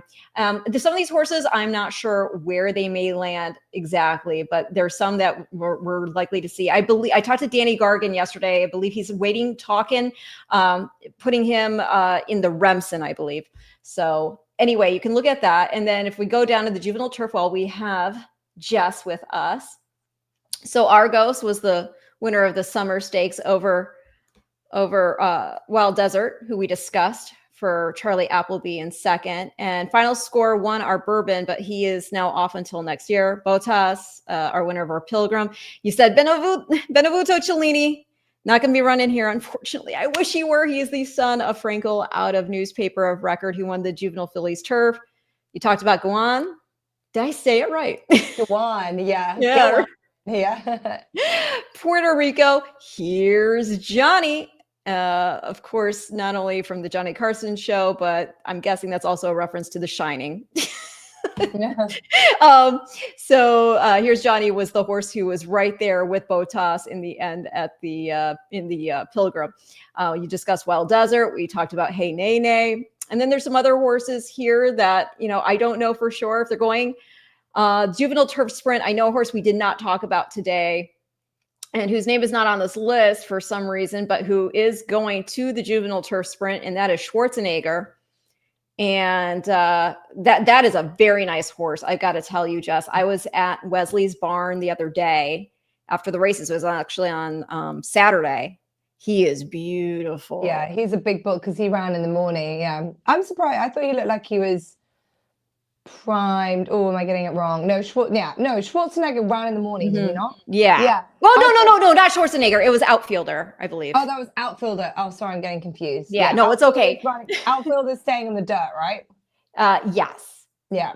So, no, at least I believe so. Let me not say that as confidently as I did. I believe so. But with Schwarzenegger, he debuted in New York, just got beat in the end. There on debut, came back to win the Indian Summer at Keeneland. Looks so good doing it. He's a beautiful son of Not this time. And I'm very excited about him. He also, it's kind of cool. The female family is the female family that produced 2017's juvenile winner, Good Magic. So a nice precocious, but a pedigree that develops. Let's see here, going back to the points leaderboard. But we, talked about Intricate Spirit. Yeah, Charles Darwin, that's the full brother to Blackbeard, right? And he's out. That's right. He's been off with an injury for this season, sadly. Yeah, and it looks like Lady Iman is also. She's out. Yeah, and so Obliteration was last. Where did we see him? Yeah, I mean, this is a Colt by Violence, and he was really spectacular on debut. Got beaten won the Sanford and then got beaten Saratoga Special by Ewing, I believe. Sometimes these 2-year-olds, you get so many in mind. Longshoreman, we saw him running second there to Intricate Spirit. Let's go back down now to the Juvenile Fillies. Have you been following the dirt action for our babies too, by any chance? I haven't enough, I'm afraid, Ren. No, it's okay. No worries. But we talked about this with Matt Carothers earlier, and I think where's the Juvenile Fillies turf? Where is it? Juvenile Fillies turf. Where are you? I'm looking for it right now, and I don't. Oh, here it is. The John Deere Juvenile Fillies turf. There we go. So ground support. She won the Miss Grillo for Kelsey Danner. Imagination, the lady, we talked about her for Brendan Walsh, backing up her win there at Kentucky Downs on debut with the win in the Jessimine. It was actually a not this time trifecta in the Jessimine, which is crazy. You talked about Diamond Necklace, but she's not coming. No, probably, right? Yeah, won't be coming, sadly. Yeah. And then Precise, we discussed. And then we discussed Brave Deb when Matt was on earlier. I mentioned Final Accord. She is the filly that won the matron and will be stretching out to the 2 turns for the first time for Mark Cassie. And it's just like I said, if you all want to see this for yourself and go through Saturday's card as well, you can just head on over to members.breederscup.com/points and then /points leaderboard. Or if you want to do it a little easier, you can just go to Google and Google it. And then click the link that comes up. Was there anything that you wanted to stress to our viewers before you get to relax for the evening? I think I've covered it all. But I would say that, keep an eye. There could be a few creeping in. There's probably a few more that I've missed. I think we've probably got a stronger hand when it comes to the older horses. Outside of the Aidan O'Brien ones, there's like a horse called Amalok who's quite interesting. He was second to Al Riffa just in the Irish St. Ledger recently. Oh, yeah. He's coming along. So I think there just probably is slightly more strength and depth there. Whereas our 2-year-old division, I wouldn't say there's one that we've got abundance of horses from different yards. It's very much Aidan O'Brien, and then there'll be a handful from Godolphin. But yeah, Precise has got the profile, but Puerto Rico has got the style, I think, to be able to really go well there. So that's from our juvenile perspective, and then let's see how Mini Hawk goes. But she should find it a little less tough than the Arc, but let's hope she gets a good contest too. So yeah, I'm excited. All right, where can we see you? Upcoming, how's your podcast going? Where can people My podcast is good. I'm planning on now, because it's a change of seasons. I think I'm going to be focusing on both flat and jumps. But oh my goodness, I know. So if you're interested, I do a Bloodstock podcast, which I'm aiming to do now every other week or at least every 3 weeks, called Bread for It. I'm hoping to contact the breeder of Gustard and hear about her story, because the breeder of Gustard has turned the dam into a real money spinner. She's from a very humble beginnings. It's a great story. And she's a lovely girl who has bred these phenomenal racehorses. And I was hoping to maybe grab her on it. So I'm on that podcast. And I am actually going, who believes it, that anyone in racing goes on holidays, but I'm going on a vacation just after Breeders' Cup, and then I'm back for. I love it. And then I'm back for the winter seasons, which is very much jump racing here and a lot of all-weather action, and then we have international racing in the new year. Very exciting. Jess, I can't thank you enough for all the time. Again, I know it's late there. Get some dinner, relax, do what you got to do. We appreciate your insight. Again, everybody, I highly recommend you check out her social, follow her. She's always got the best interviews that you can possibly hope to check out to get up to speed on to what's happening over there across the pond, all things apparently jumping too. Again, your insight is so valuable and we truly appreciate it. Oh, thank you, Ren. Have a wonderful time. I'm sad not to be there this year, but hopefully I'll be back next. I'm not going to be out there either. Best people on there, so we'll be here discussing, texting each other about it. I'll be at Churchill Downs actually. Yeah, that's so much more fun. I really appreciate it. And no, you'll have to if you hear anything, let me know. I got to get my wages in. Yeah, I will do. Enjoy the rest of the build up and thank you for having me again. Thank you so much, everybody. One of my favorites across the board, Jess Stafford. I hope you enjoyed this cram session for the Breeders' Cup Future Stars Friday 2025. I won't check you back here next week. This is the last live show before the World Championships, but I'll check you back on the other side. And again, hope you enjoyed. Stay tuned.